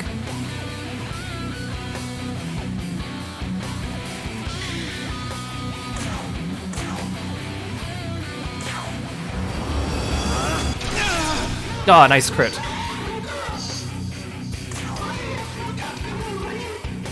I should... Okay.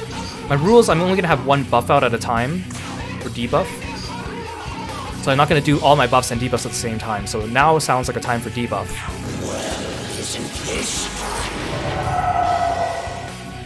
Okay, I'm going to get you to use... You're going to kill Cumhaill, and then I'm going to swap you out.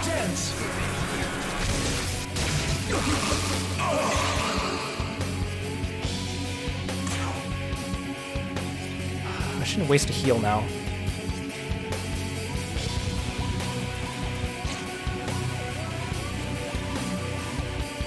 I want to pass my turn though, that seems like a waste. Whatever. You're gonna change Uriel out. We'll swap Uriel for... Who else uses ice? Just Gabriel, really. I mean, Inanna...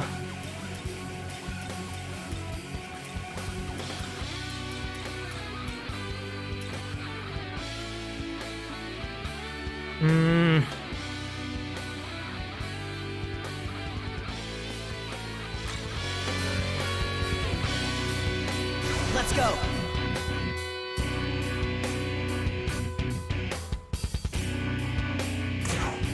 Let's do some ice damage to Cerberus.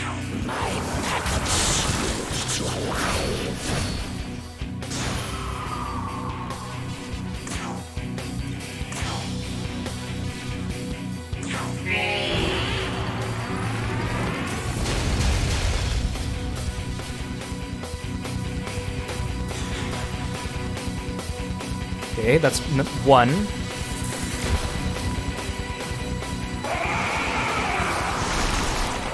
Oh gosh, come on. Okay, he only got one turn in that turn. That was a good turn.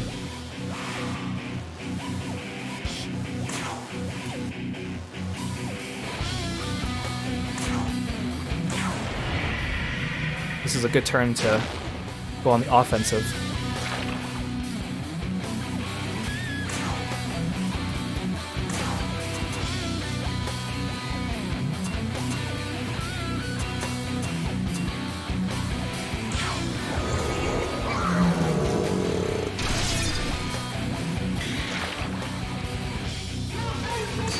Wait, no, not change.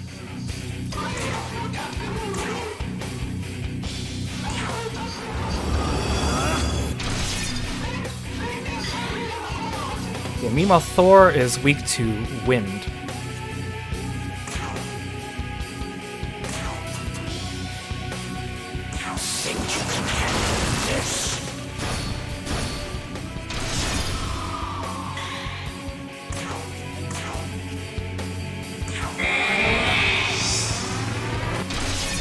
Okay, we'll whittle him down. Wait, why are you so hurt? Oh, it must be the poison, yeah. I don't want you to die. You're a healer. You're slow.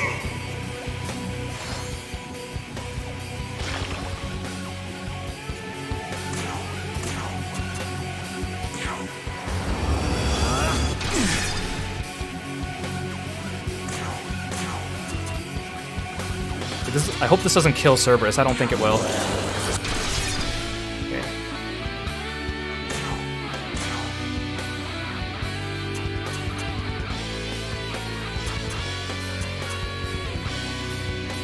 Thor is weak to force. Oh, dang it. Okay, that was my last turn, so that's fine. Oh, okay. No, this is other mechanic. I'll explain this. This is gonna hurt. Please don't kill me. Please don't kill me. Please don't kill me. Oh, dang it. Okay.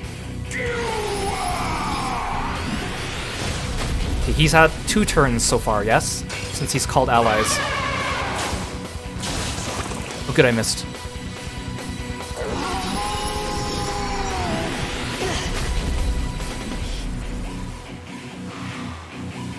Okay, so every 1/4 of his health, he uses Chaotic Will. So it does a ton of damage to your whole party. Oh no, sorry, it doesn't do damage. Chaotic Will has a chance to instant kill any character. That's why you need to have Abyssal Mask up, because it reduces the chance to the minimum. That doesn't mean you won't die though. You could still die from Chaotic Will with Abyssal Mask. That's why I have Abyssal Mask on everyone. So every 1/4 of his HP, he's gonna use Chaotic Will. Chance of instant kill on all of us. That's why I have Enduring Soul as well. It also halves our press turn icon. So if you see, I only have 2 turn icons this turn. So that's why it's so important that your 2 important characters are at the beginning of your lineup, because the other 2 are going to miss out on their turn. Okay, now's a good time to heal. Okay, so he's at 75%. Before he gets to 50%, I need to swap Garuda in.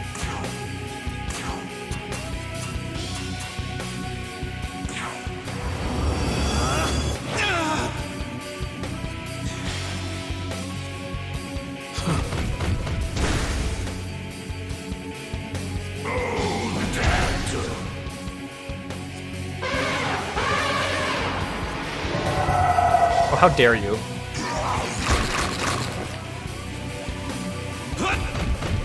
Okay, I think he's at 4 turns now, I think. 3 or 4. I need to kill someone fast.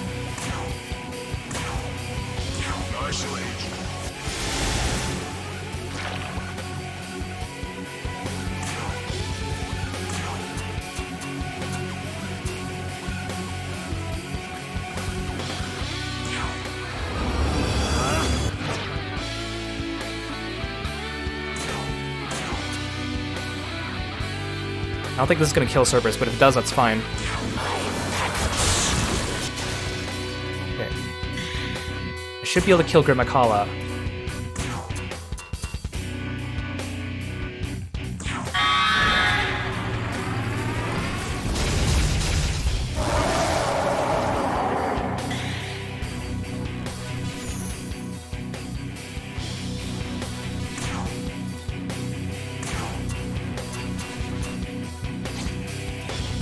Should I heal? I don't know if it's worth healing now, but Vishnu's gonna die soon, I think. He's almost running out of MP.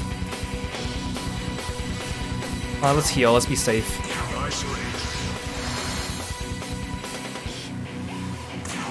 I'm gonna keep whittling down you.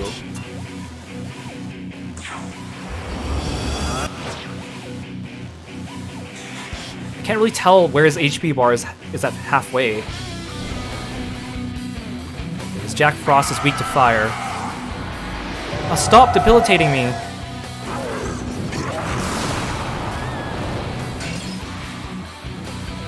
Okay, I'll save my Magatsui bar so I can use Garuda. Okay, so he's at 1 turn count now.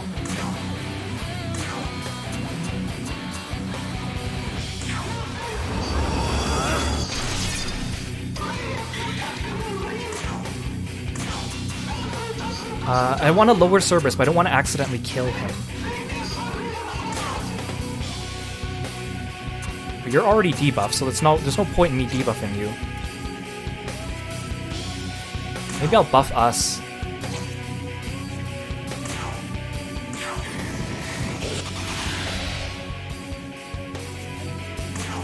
Okay, let's start whittling down Thor. He's weak to wind. Please don't miss this time.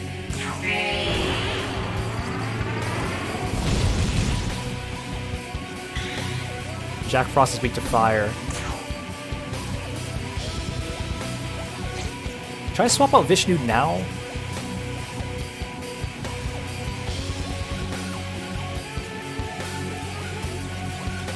Actually, I'll wait till his MP is at low. Okay. I'm trying to figure out where his HP bar is at. I haven't really been counting. Like, it's definitely more than half, but I don't know where's the halfway point. Is it like between the first 2 question marks somewhere? I mean, the worst case scenario just means I have to freaking fight him an extra 30,000 HP.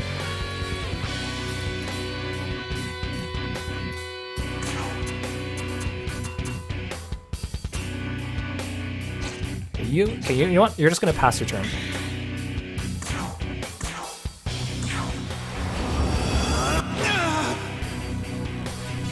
He's getting closer.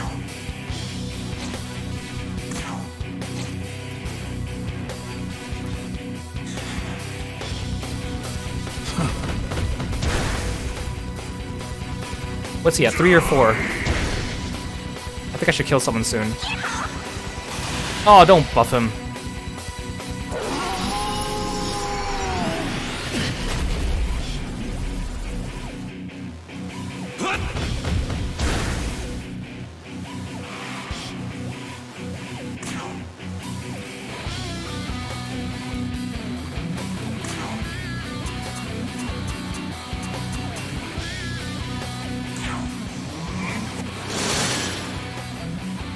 I'm afraid of tipping him to the halfway point. I don't think he's quite there, but I don't want to risk it. So what I'm going to do is I'm going to charge and then annihilate him next turn, I think.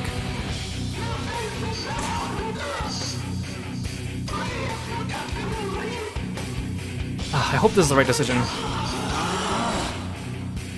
Okay. Actually, you're gonna change out Beelzebub. I need a Cerberus. Wait, no. Thor and Jack Frost. So I need fire and I need wind. I have plenty of fire. Do I have someone that does fire and wind? I don't think so.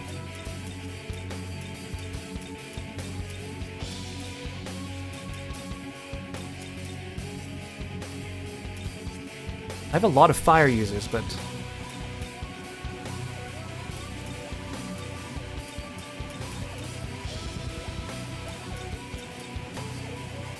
what does wind?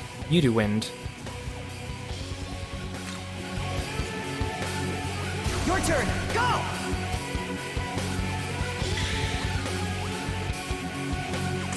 Okay, let's kill Cerberus. Or let's lower him. I think I have 1 more turn left, right? Before he enrages on me.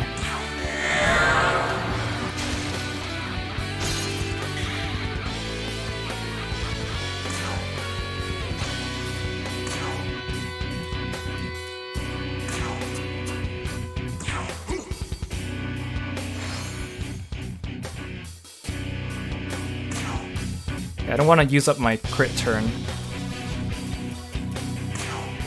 Well, there's no point in me guarding. He doesn't target me because I block physical.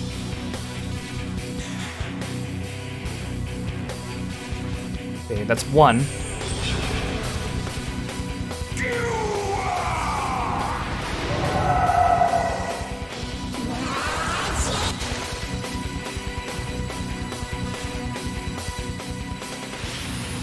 Okay, that's 2.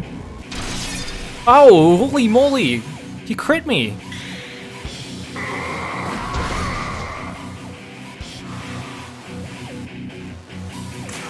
Okay. He's... I don't know how close he is to half. I don't know how long the skill seal lasts either. Okay, but I need to switch... I need someone who does fire to take care of Jack Frost and Parvati.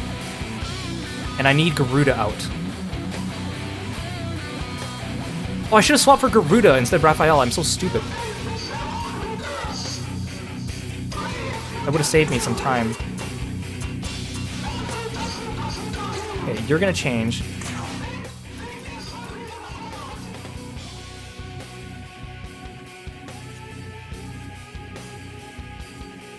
Eden's good, but I don't know if I want to bring her out this early. I'll do it. Come!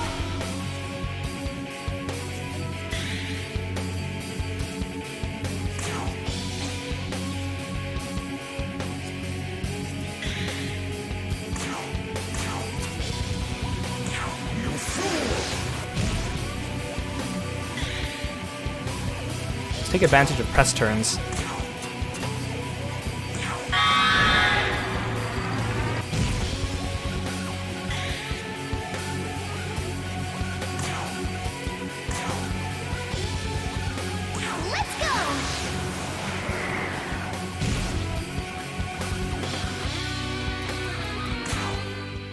You're swapping with Garuda because I need to get ready to do the skill seal. I'm gonna try to push him to 50% next turn.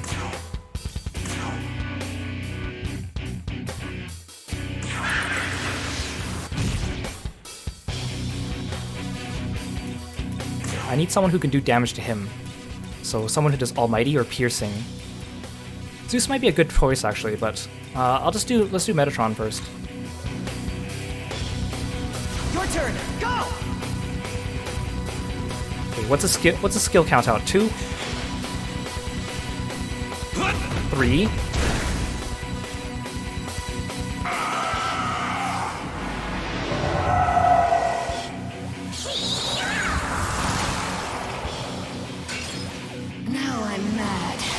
Oh my god, please. Okay, let's take the risk. I don't know if I can push him.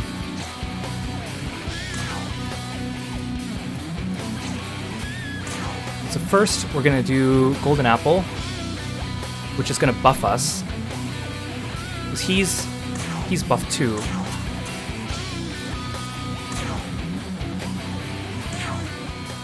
So this will get rid of our debuffs.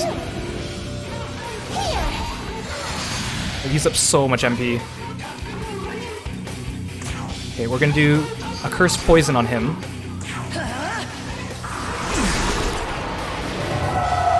Okay, I think it worked. Wait, no, he's confused. He's not skill sealed. Unless he's both.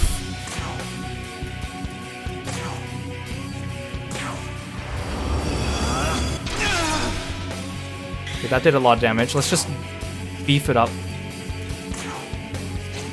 This is a piercing. Okay, he is skill sealed. Okay, now's the time to bring him past half. That did nothing! Oh my god.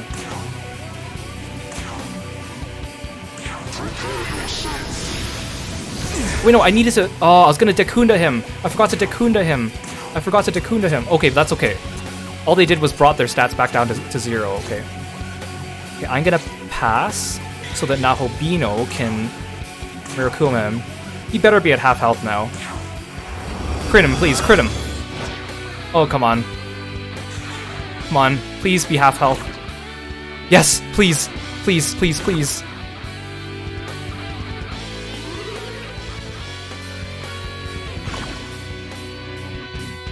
Okay, hopefully that was the turn that he was supposed to do.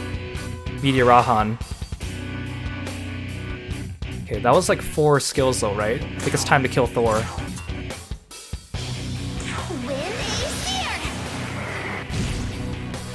He's still, I think he's still skill sealed, so I can still wail on him.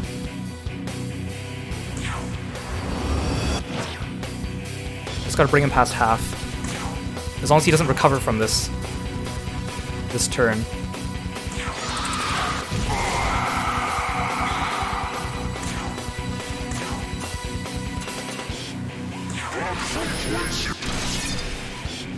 Nice crit. Okay. Back in the game. I don't want you to waste your MP, Eden. I need someone who does fire damage while I'm at it. I'm kind of done with you, Garuda, now. Let's change you for someone who does fire damage. Khonsu or Amon? Let's do Khonsu first. Let's go. Please, I hope that skill sealed his Meteor-Rahan so badly, though. I don't want to have to fight him another 30k.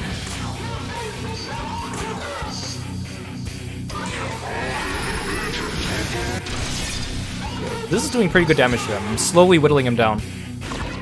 Yes, the Meteor-Rahan! Yes, he failed his Meteor-Rahan! He failed his Meteor-Rahan! Guys, he failed his Meteor-Rahan! He only has 30k HP left. He doesn't have to heal again. Oh my god. Oh my god. Oh my gosh. Ha, you can't sexy dance Parvati. Okay, he's at 1 counter. Oh, he just recovered. He just recovered. Oh. Okay, Cuchulainn is weak to electricity. Eden, I actually don't need you right now. Maybe you should change. I still need a healer in first slot. A healer or a buffer. Should I bring up Beelzebub again? Okay. I have hope for this fight. I have hope for this. I think it's gonna go well. Let's do Huang Long. He's not too strong, but... Your turn. Go! Slow and steady, guys. Slow and steady. I need to heal my MP. My MP is running out.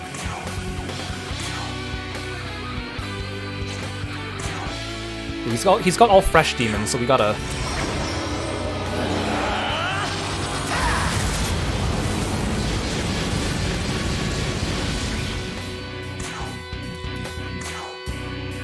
Cuchulainn doesn't repel fire, so that's fine.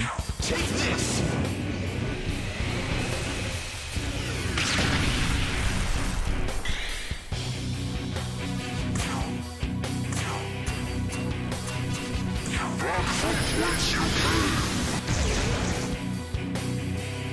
Oh, he also didn't use Chaotic Will because he was skill sealed. I skipped his Chaotic Will. Should I try buffing? No, it's too late in the turn to do that. Actually, let's use MP items on MC. Let's just use a Chakra Pot. Actually, that heals so little. Let's do this one.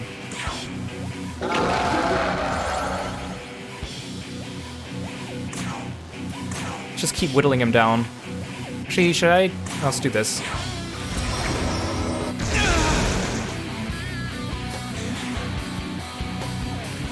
Okay, this is 2. Oh, here's his Chaotic Will. Please don't kill anyone. Please don't kill anyone. Oh, phew. Oh, don't debilitate me. I'm so lucky Huang Long can take care of that. Oh, don't luster candy yourselves. Oh my goodness. Oh no.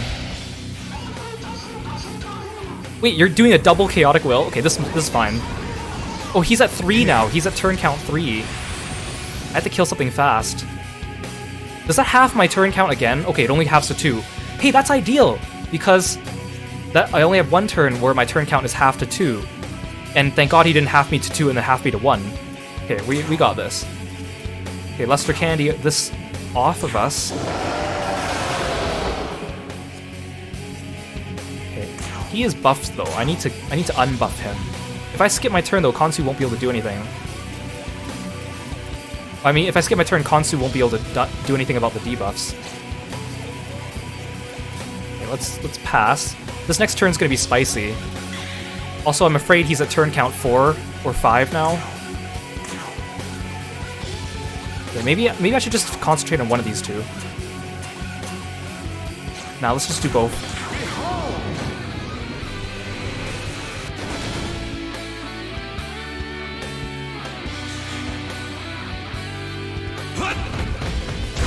I lost count. Is he at 3 or 4? Oh no, don't confuse Metatron, please. Okay, I had to kill... I don't know what count he is, but I need to kill one of those guys fast.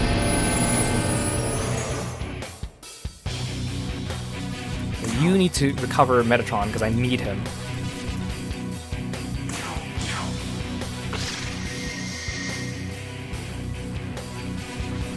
Actually, I have my Magatsui turn up. I might want to do that. Watch this.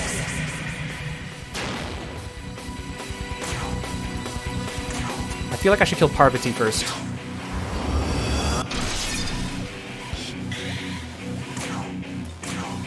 I shall pass judgment.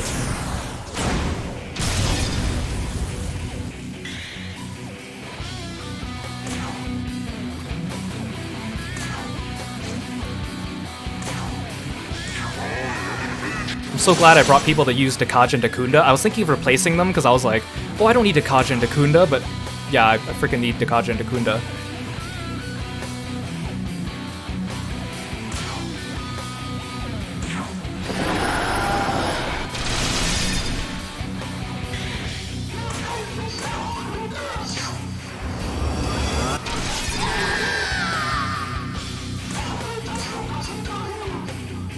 Let's whittle down Jack Frost while we're at it. That was nice. I love high restore on the characters. I had high restore on more characters, so when they hit weaknesses, they get MP back. But then I need to replace it because I need to resist physical on a lot of them. So on some characters like Khonsu, he's actually gaining back MP when he attacks, so he will last a lot longer. Okay, this is 2 for him. Please don't... Oh, ow.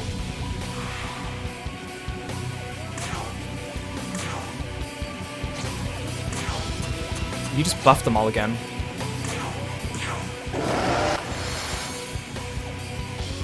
Okay. We're back at Cuchulainn and Grimmakala. They both are weak to electric, so I'll switch someone out later. We can leave Jack Frost for a little bit.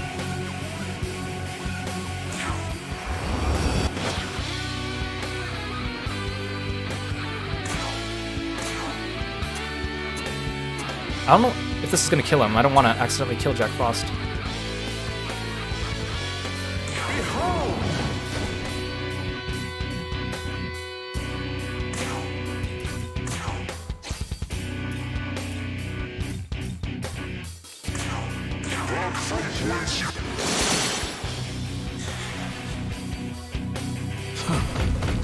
I think since Parvati's gone, she won't be buffing them, and only Jack Frost can use Lester Candy, so I have to kill him, and then he won't be able to buff himself for a little bit. Oh no, Nahobino's asleep.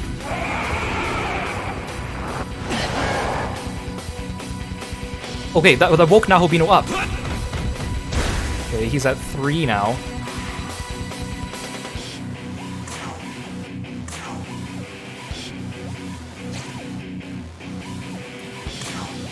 It's okay if Huanglong dies now. I'm kind of done with him.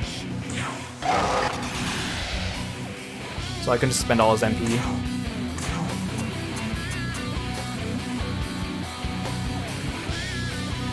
I'll kill Jack Frost next turn. Since Parvati's gone, I think I can get rid of Metatron for now.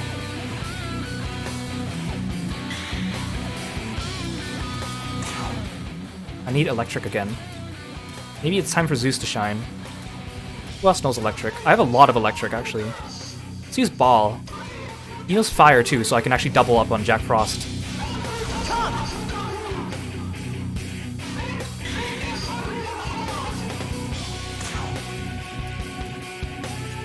You literally can't do anything, so you're gonna use an item on Nahobino. Actually, or should I switch you out? Nah, you're gonna use an item.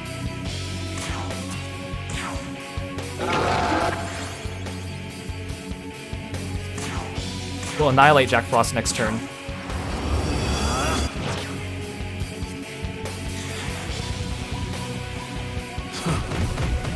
Okay.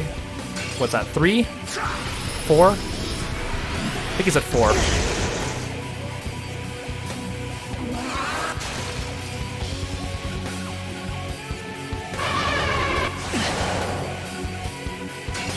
Okay. Wong Long, now's the time for you to exit. Let's go back to Eden. I'll save Cleopatra for when Parvati's out, because she can buff, and I need to take care of that.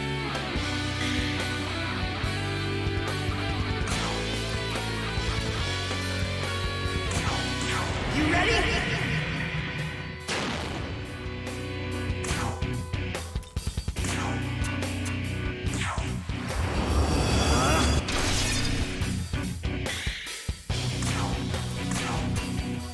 I shall pass judgment.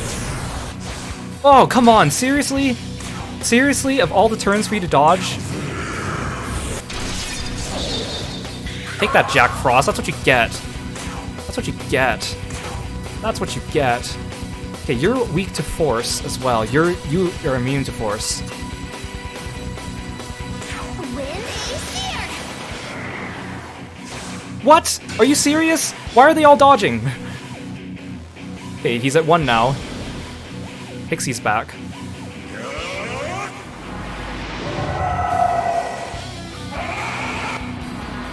Whoa, why are you debilitating me?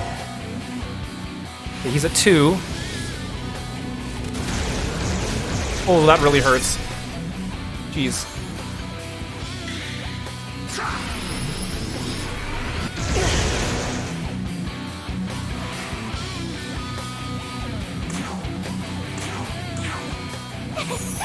This one's for you.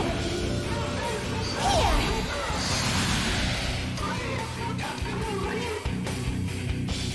Should I change out another demon on this turn? I think I need to.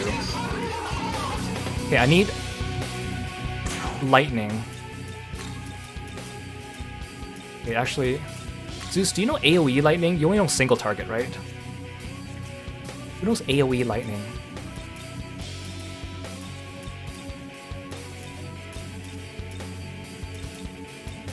Do I have any AoE lightning people? I must. But Uriel, right? Yeah, I'll need to heal him.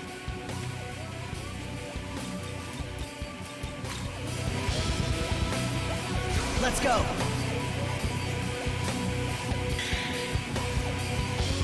But I only used up a half turn, okay. I can get Eden to heal him. Dance.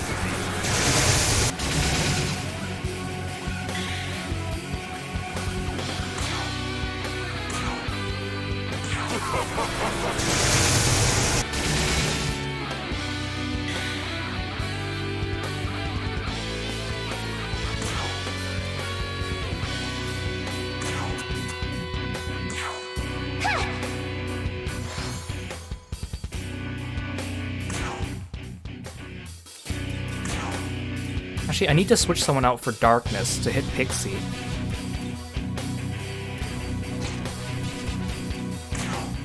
Eden, you can switch out with maybe Mephisto again. He's got a lot of MP still. Now I don't have a healer though, that's kind of dangerous. Your turn. Go.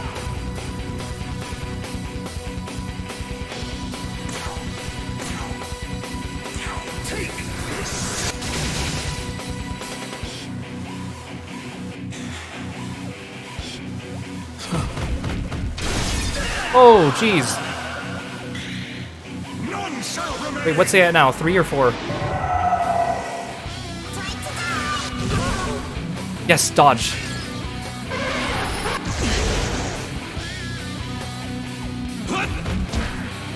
Yeah, I need Zeus.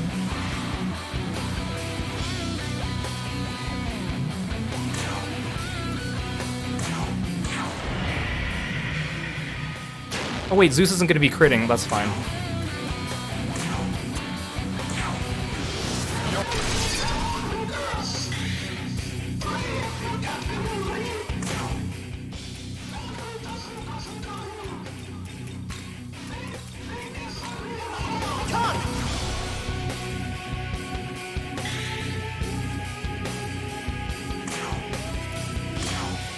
You're lower on HP.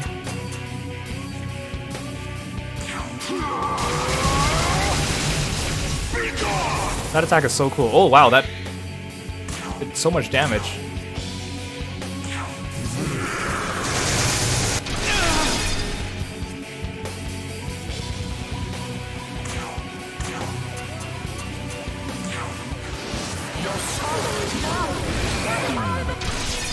Okay.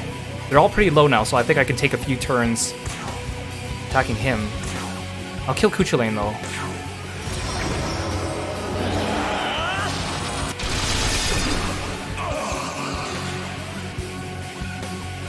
Okay, 1. You're weak to ice. No, don't sleep, ball. Please whack him. Stop debilitating me. Oh jeez, ow.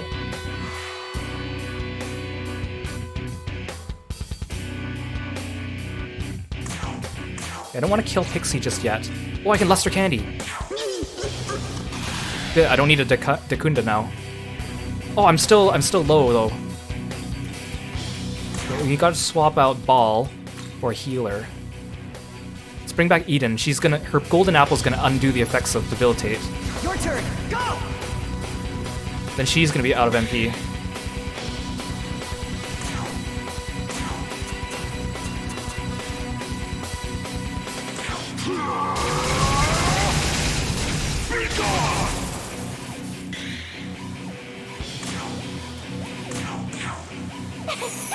This one's for you. Here.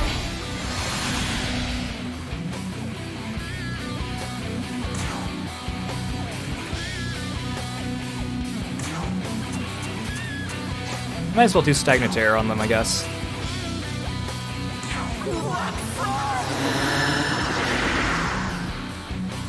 That might prove useful.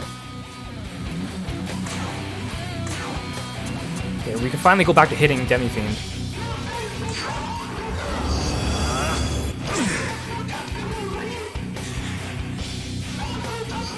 Okay, so that's 3, I think, for him. It's 2 or 3, let's go with 3 just in case.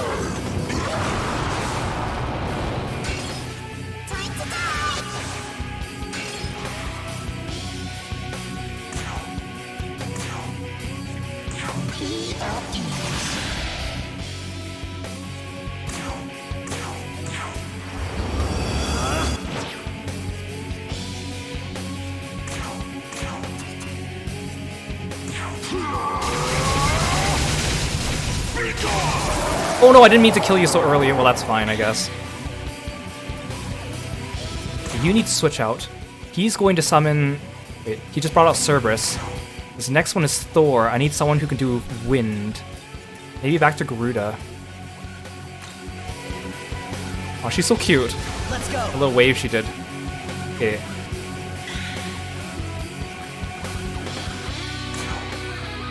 I mean, I can just do Stagnant Air again.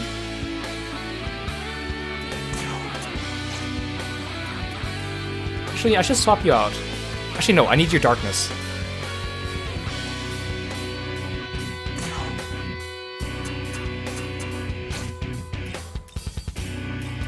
Now, you know what? You can just guard.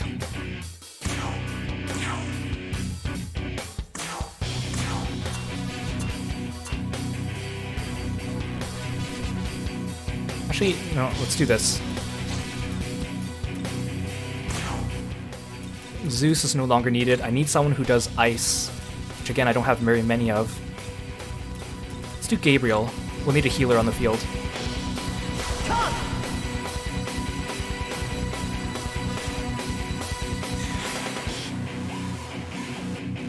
Okay, 1.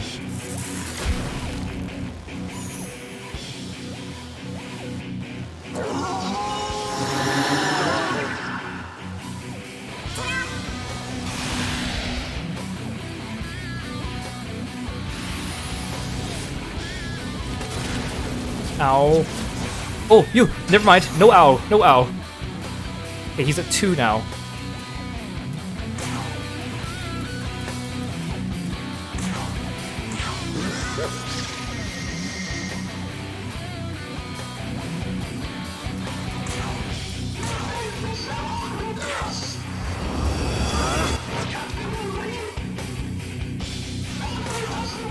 ice on Cerberus.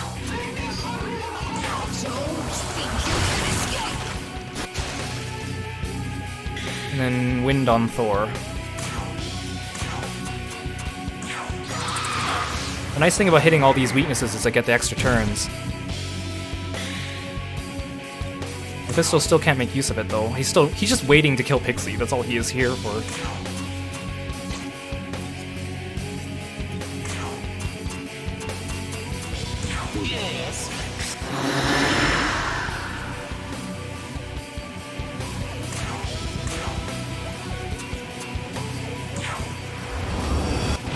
Demi-Fiend's attack is up though. I wish I could dispel that now. Oh! He's confused, but he hit my other character. That's fine. I thought he was gonna hit his own dude. He's at 3 or 4 now, I think.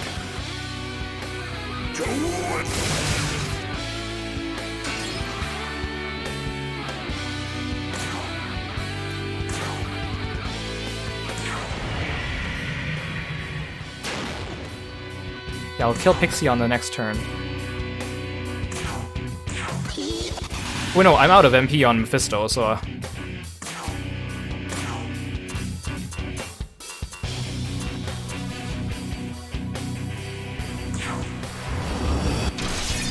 He's in the red.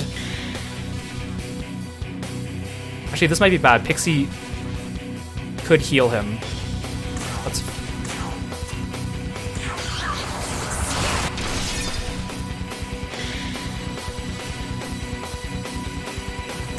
Okay, actually, let's use Chakra Drop on you. Just so you can kill Pixie.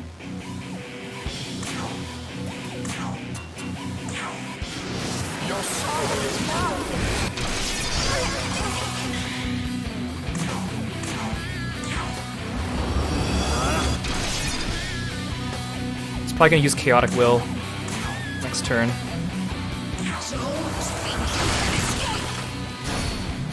I didn't even have to bring out my big guns yet. Cleopatra still hasn't come out, neither is Odin. Look at that cool pose of his though, even when he's damaged. Okay, there's one. Oh, Jack Frost is bad.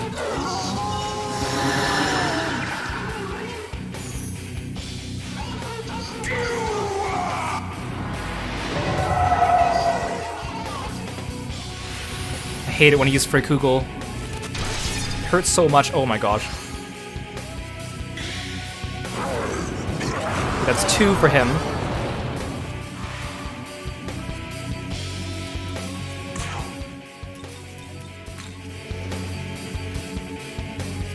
Let's go. Yeah, I'm not playing around anymore. Cleopatra's here.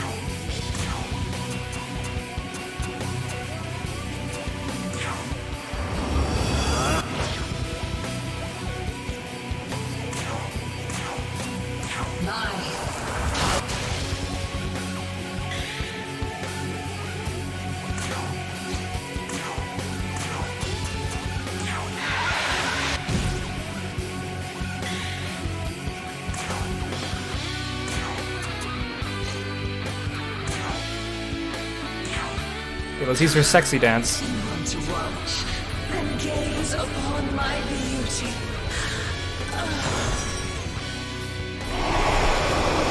This is good because it can charm his allies and it also drops their stats. Yeah, I need to focus on... Actually, no. They can focus on killing Cerberus without me. Come on. We're getting there.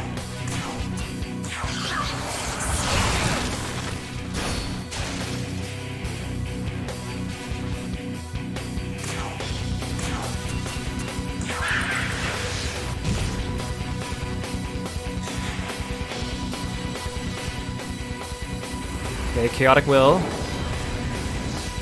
Here.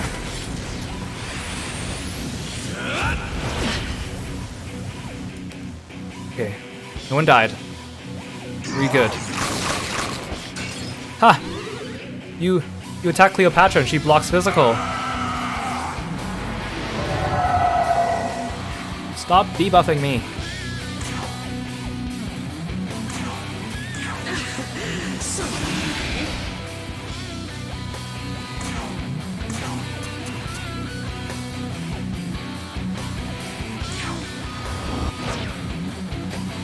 Next turn, I think I gotta kill Cerberus.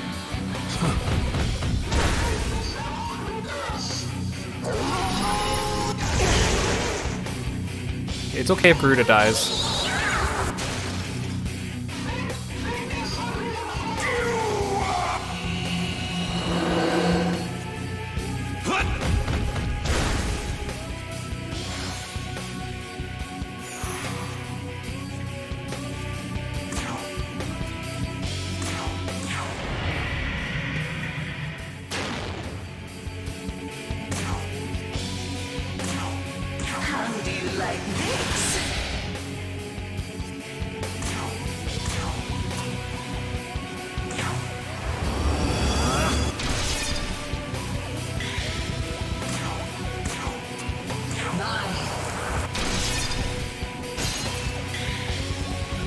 Now Bino needs MP. Actually, no. I should do that on. I should do that on Cleopatra's turn.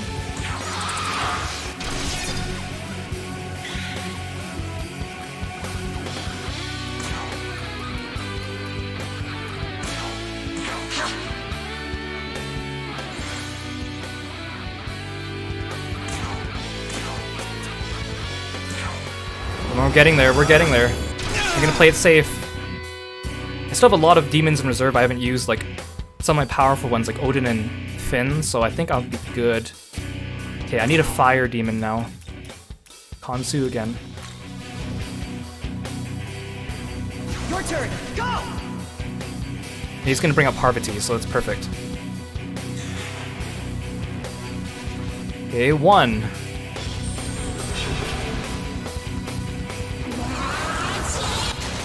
Haha, you resisted.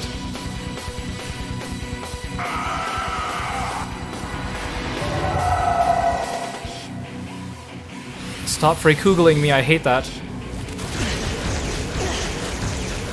Okay, we're good. So he's at 2 now.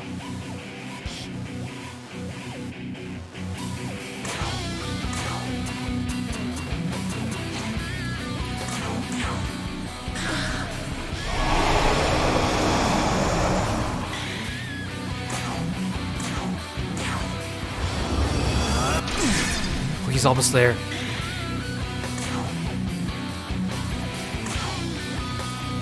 Thor doesn't reflect fire, right? Okay, good.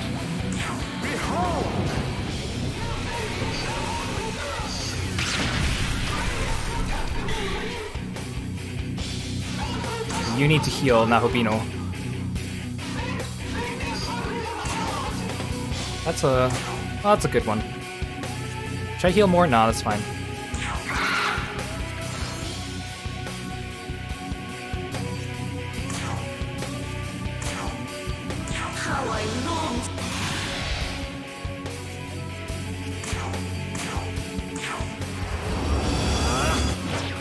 Oh, I can kill him next turn or very soon.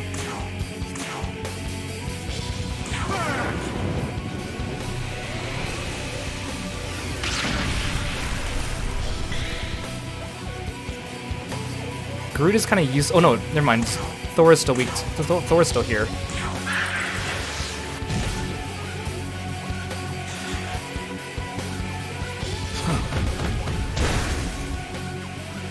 Shoot, I lost count. He's at 3 or 4 now, I think. Haha. Oh, he's so cute, charmed.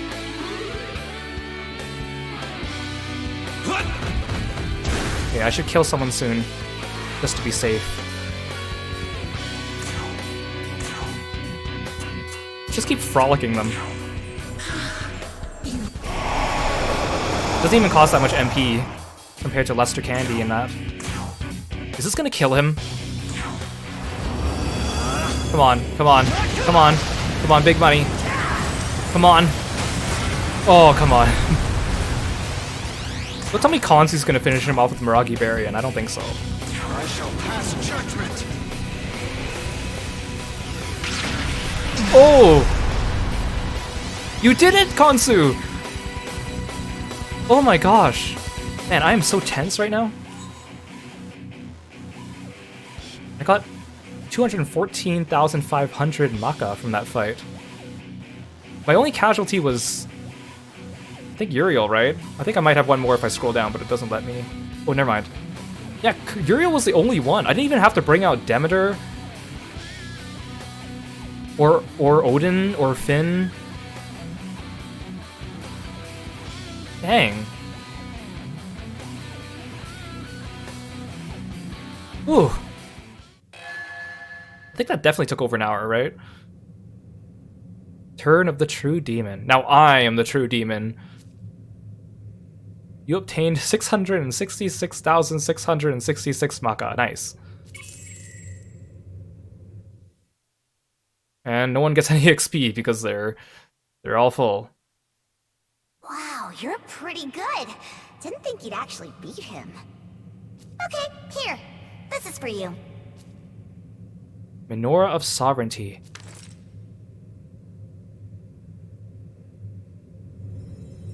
Now they just hang around and I can talk to them. I like how Demi-Fiend never said a single word during that entire fight. Well, I mean he did, but not like dialogue. Well then, best of luck with whatever it is you're trying to do. At least you're a good sport, Pixie. I can stay here for a while, so come on back if you ever want to see me, okay? I think it's so cute how his first demon was a pixie, kind of like my first demon was also pixie, but then in that game you can keep your first pixie for the entire game, or you can fuse her to someone else, and then at the end you can sacrifice that pixie, or whatever has the essence of the pixie, to get a super pixie at the end. And that's what this is in reference to. Do you even talk? Will you face the Demi-Fiend? No! I like how he doesn't say anything, he's just chilling. I've already said this about the Demi-Fiend before, but like, it's so funny because he looks so menacing, and he has like all these cool tattoos, but then he's just wearing like shorts. Like just regular shorts. His hair is also a little bit messy. It's kind of a strange hairdo for someone that you think is the harbinger of death. Let's go save. There's one more thing I want to do before we wrap up today's episode. Man, that was so tense. That was a good fight though.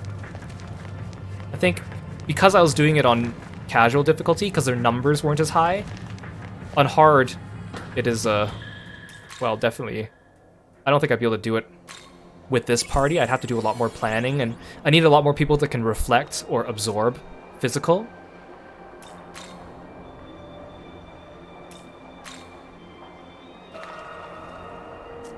Oh yeah, let me talk about the cheese strat. So there is a cheese strat to defeating the Demi-Fiend, and I've seen a couple of them, but like, you can kill him in literally like 2 or 3 turns. I think some people have killed him in 1 turn, on hard, using the strat.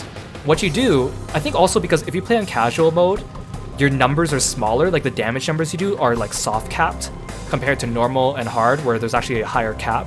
I'm not sure if that's true, but the cheese strat is you bring, kind of like how I brought Garuda as an avian specifically to use the Magatsui skill to seal his Media Rahan so he doesn't heal himself. What you do is you bring a beast demon. So usually people bring the werewolf dude, Luke Garo. His Magatsui skill makes it so that it basically gives you like what we call enmity in Grand Blue. Like, it makes it so that the lower your HP is, the more damage you do. So what you do is you spend like 2 turns buffing yourself. So you buff the heck out of yourself, so you debuff the enemies. And then you make sure everyone in your party has Enduring Soul and Endure. Basically what you do is you force the Demi-Fiend to use his instant wipe move by not killing his allies or by bringing everyone that blocks physical. So when he sees that, he's going to do Gaia Rage, which is a really powerful attack. If you remember Gaia Rage, it was just like a strong AoE attack from SMT3, but now it's like godly powerful. So he's going to use Gaia Rage, that's his enrage move. He uses Gaia Rage to attack your party. Your party's going to go down to 0 HP, but then they're going to get revived because of Enduring Soul, so everyone goes back up to high. He's going to use Gaia Rage a second time, because he gets 2 turns every turn. He's going to use Gaia Rage a second time. It's going to bring everyone down, and everyone's going to stay at 1 HP because of Endure, because Enduring Soul takes precedence over Endure. So basically you force him into Enraging, so that he lowers your entire party to 1 HP. Then the next turn, you use your Magatsui skill, or no, sorry. Yeah, you use your Beast Magatsui skill, which gives you Enmity. Everyone's at 1 HP, so you have a huge multiplier on your attacks. Like, it's like a ridiculous multiplier. Then you just get everyone to use their strongest attacks after having buffing and charging the last couple turns. And you basically completely annihilate him. as long as you don't miss. Because every attack you do does like 15,000, 20,000 damage. It's ridiculous. Okay, so there's one more thing I want to do in this game. First, I'll fix my party. We'll bring back all the usual people. Here's Zeus, so you can have some time in the spotlight. So I'm not gonna... I just saved. Yes, okay. So we just got the Demi-Fiend's essence. And you can only get one of these, I think. Like, if you fight him a second time, he doesn't drop it. So if you see here, he blocks every single type of damage. Basically, you have a choice here. Oh, and he also nullifies status ailments.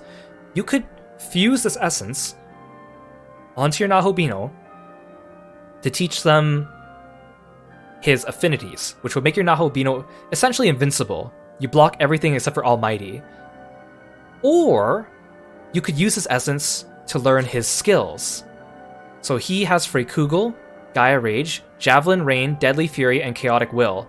All of which, except for Freykugel, are unique skills that only the Nahobino can learn. So it's a tough decision. Do you get an invincible essence? Or do you learn the skills? I'm gonna learn the skills now just so we can look at their animations, because they're really cool. I wonder if Sophia says anything. Astounding. I sense an entirely new power within you. One I have never sensed before. I am certain this is why the menorah found its way into your hands. Now, Nahobino, use this newfound power and make for the throne. This world can place nothing more between you and your ambition. Yeah, there's literally nothing that can stop me now. I've beaten the strongest thing known to man, humankind, demonkind. Abide by the great will and create a new world. So let's learn his skills just so we can see their animations. So Demi-Fiend, and people have... Demi-Fiend, you can't recruit him to join your party, but people have hacked the game and put him in your party so that he can do all the moves too. It's pretty cool looking, but I don't want to do that, obviously, but you can't get him to join your party, except through hacking. Okay, we'll keep my skills just so that I still have them. We'll learn all his skills. So Freykugel is not unique, so I'm not going to take that. Deadly Fury, this was a cool attack from SMT3. It was like a mid-tier attack, but it had a cool animation, I remember. You like... Oh no, that was Javelin Rain. You kick, and then you like send all these energy things going forward. I really liked the animation, but it just wasn't the powerful move, so I didn't keep it for the whole game. Gaia Rage is a great AoE physical move in that game. And then Deadly Fury was a good single target physical. Oh, it always... So Deadly Fury is a medium physical attack. One foe always lands critical hits. Gaia Rage is severe physical damage to all foes, ignores affinity resistance, and pierces. So that's good. That would actually be better than Divine Arrowfall, I think. Javelin Rain is severe physical to all foes, capable of inflicting seal. And then Freykugel is just the regular strength-based almighty attack. And then Chaotic Will, chance of instant kill to all foes. Foes press turn icons will be half next turn. That's really good. And it costs 150 MP. Because I don't have any affinity for debuffing skills, because I just didn't give him any miracles for it. So I learned, if you look at the top that says skill potential, it has all these numbers. So like for Nahobino, you just buy them with miracles. And the higher the skill number, the stronger the skill is and the less MP it costs. Demons come with a preset skill potential, which determines which elements they can use. You can use items to increase them, but the items are very limited. Those are the items that the Fiends were giving me, the Sutras. So I really wanted everyone that was a healer to have like +5 on the heal so that healing didn't cost too much MP. You can see everything's capped at 9, except for healing and support skills are capped at 5. I guess we'll take Freykugel anyways, just so I can... How is this?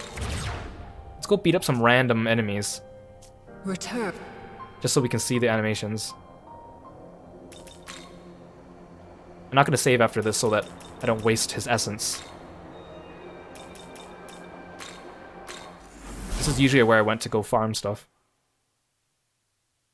Whew, man. I mean, like, once we got past this Media Rahan, I knew I was going to beat him. It was just a matter of how long it would take and if I just didn't mess up on anything. But up till there, like, I didn't know what to expect. Everyone has been talking about how hard he is. So I was like, not like nervous, but I was kind of like over planning. See, these are Loop Garros, the werewolves. They're the guys you take if you want the beast skill for the cheese strat.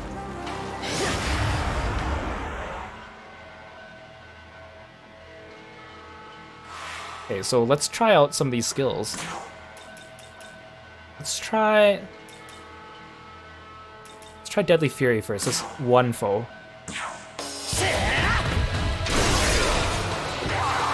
See, that skill's cool, but the camera zooms in too much, so you can't really see it. I didn't even have to use you, Finn. I still love your attack, it's so cool.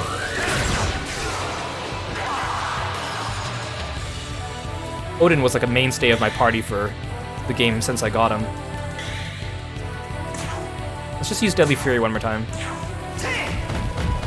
See, it's cool, but like... Oh. Hi. Stop, I'll have no meaningless bloodshed. Time to die. Do I have your essence? Give me your essence. Looks like you already have their essence. Oh. Give me your money. I'm so rich, I have 4 million. See, I'll be the one making the decisions now. I want more. Who's on the receiving end now? I want more. Okay. Now you know how it feels.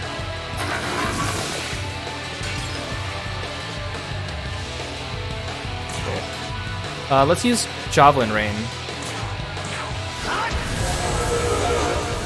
See, that attack looks cool, but... The camera zooms out. There's no cinematic quality to it. It doesn't zoom in on the Nahobino to do the attack. It just kind of does it. So it doesn't look like a special attack.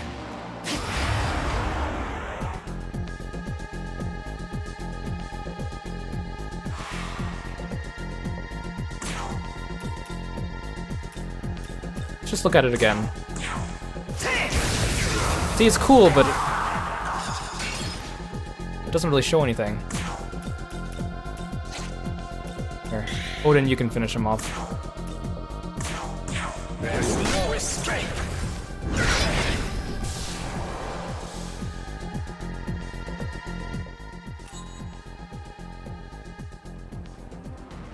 And then let's do Gaia Rage. This is a piercing physical attack that AoEs.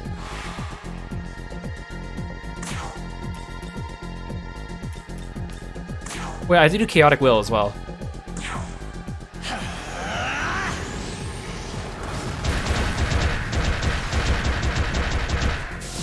So that's the attack that Demi-Fiend will use to wipe you if you disobey any of his rules. Okay, let's fight. Gotta use Chaotic Will. Let's fight something that's not a Mitama. Oh, come on!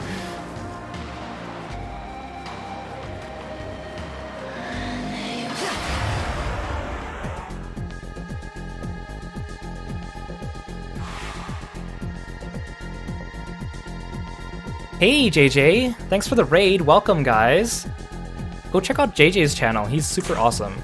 And he just celebrated his 1-year affiliate anniversary, so congratulations!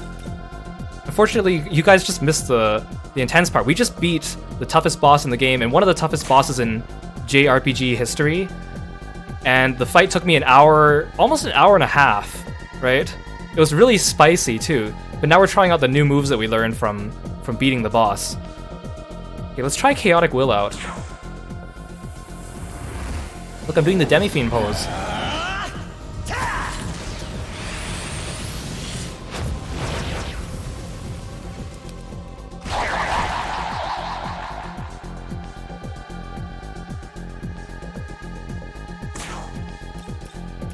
That's pretty cool. It insta-killed some things and have their press turn icons.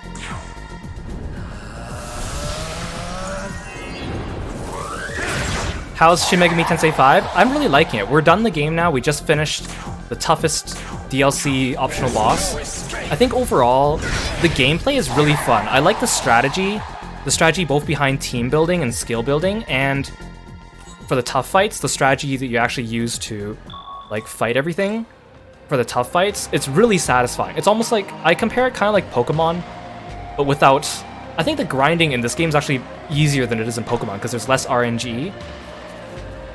And like the animations and the graphics are pretty good in this one. They upped it. The story I think could use some improvement, but okay. So I think there's still one more thing I want to do before we close out this episode, and I gotta look up what it is first because I don't know if this actually works.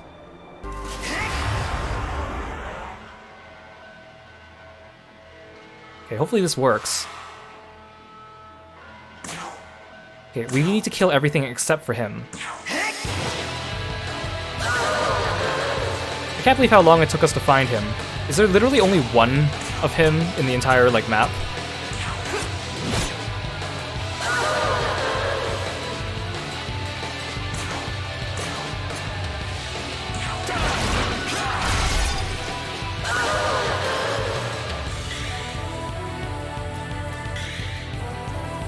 I think we'll do it on Fionn's turn. Finn's turn. Oh, there you go. So if you try to talk to Setanta with Finn in your party, Finn Cumhaill, or Finn McCool, I guess it's technically pronounced. Finn McCool stepped forward and began talking to a demon. Oh there. Well, if it isn't Setanta. Hey! You're Finn. Is that you, Finn McCool? Good. You're quite a ways from your homeland now. Never thought I'd run into you out here. Planning to make a new name for yourself, accomplish some more grand feats. Are you another aspirant to the throne, eh? Just like all the others. Been really laying down the truth here. I'm only wandering the lands to train myself. I have no interest in a throne.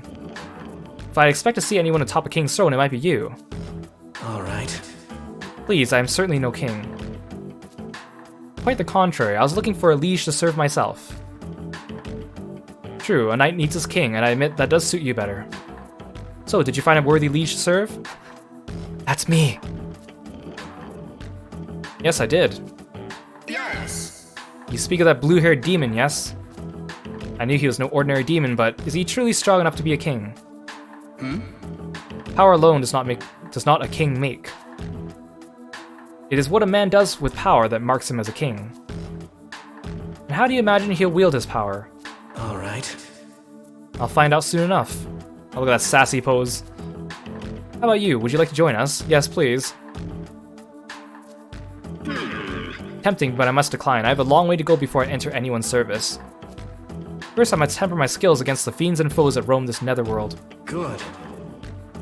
Kulan's hound still hungers for battle, eh? Yes, I'd expect nothing less. I'll be praying for you and your king's victory from the shadows. I'd like you to have a parting gift at least. Oh, thank you. You attain Strength Bomb ×2. The demon left. Okay, bye, Finn. You know, Finn McCool is an Irish hero. And so, if you remember Danu, who we fought in the last episode, she had a staff with a shamrock on the end. That's because she is like an Irish deity, I believe, or something like that, or Celtic deity. Which is kind of neat to see them implement that into their design. Again, I still find it weird that Finn is like the only demon that has like a last name, because every other demon is like a mythological creature, and then some of them are like Cleopatra and stuff. But then you have Finn McCool, just sticks out so much. But I'm glad they added him. He's a new demon for this game, so I like his design. It's cool. Okay. I just want to show that off just because I like Finn and I like Setanta. Conversation wasn't as interesting as I remembered it to be, but kind of cool to see all these Easter eggs. If you recruit a lot of demons or you talk to a lot of demons with specific other demons in your party, you can get a lot of this hidden dialogue, and a lot of it's kind of amusing, like the one with Grimacala and Mara that we saw before. I'm just gonna go back to the ley line.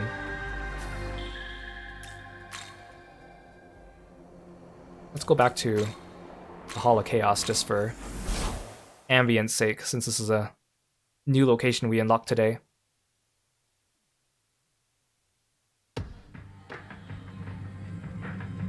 Alright, and with that, we are finished everything in Shin Megami Tensei V. Thank you so much for joining me on this journey, guys. I know in November we started playing this game right on release. We played through all of it, we got the ending, and then I took a little bit of a break. And then I wanted to get it all done in December, but got a bit too busy, so we came back in early January to finish all the side quests, all the DLC, and now it's time to put this game to rest. I might be interested in playing this game in the future on a New Game Plus, just to try it out on hard mode, just because I know how brutally bad hard mode is supposed to be, but I think I'll save my sanity and we'll do that. If I do it, it'll be in the far, far, far-flung future, because I want to go on and play some different games. So stay tuned, I'll be streaming again later this week, same time as usual, which is 7 p.m. PST. I have a new game picked out for the month of January to celebrate my 1-year VTuber YouTuber anniversary.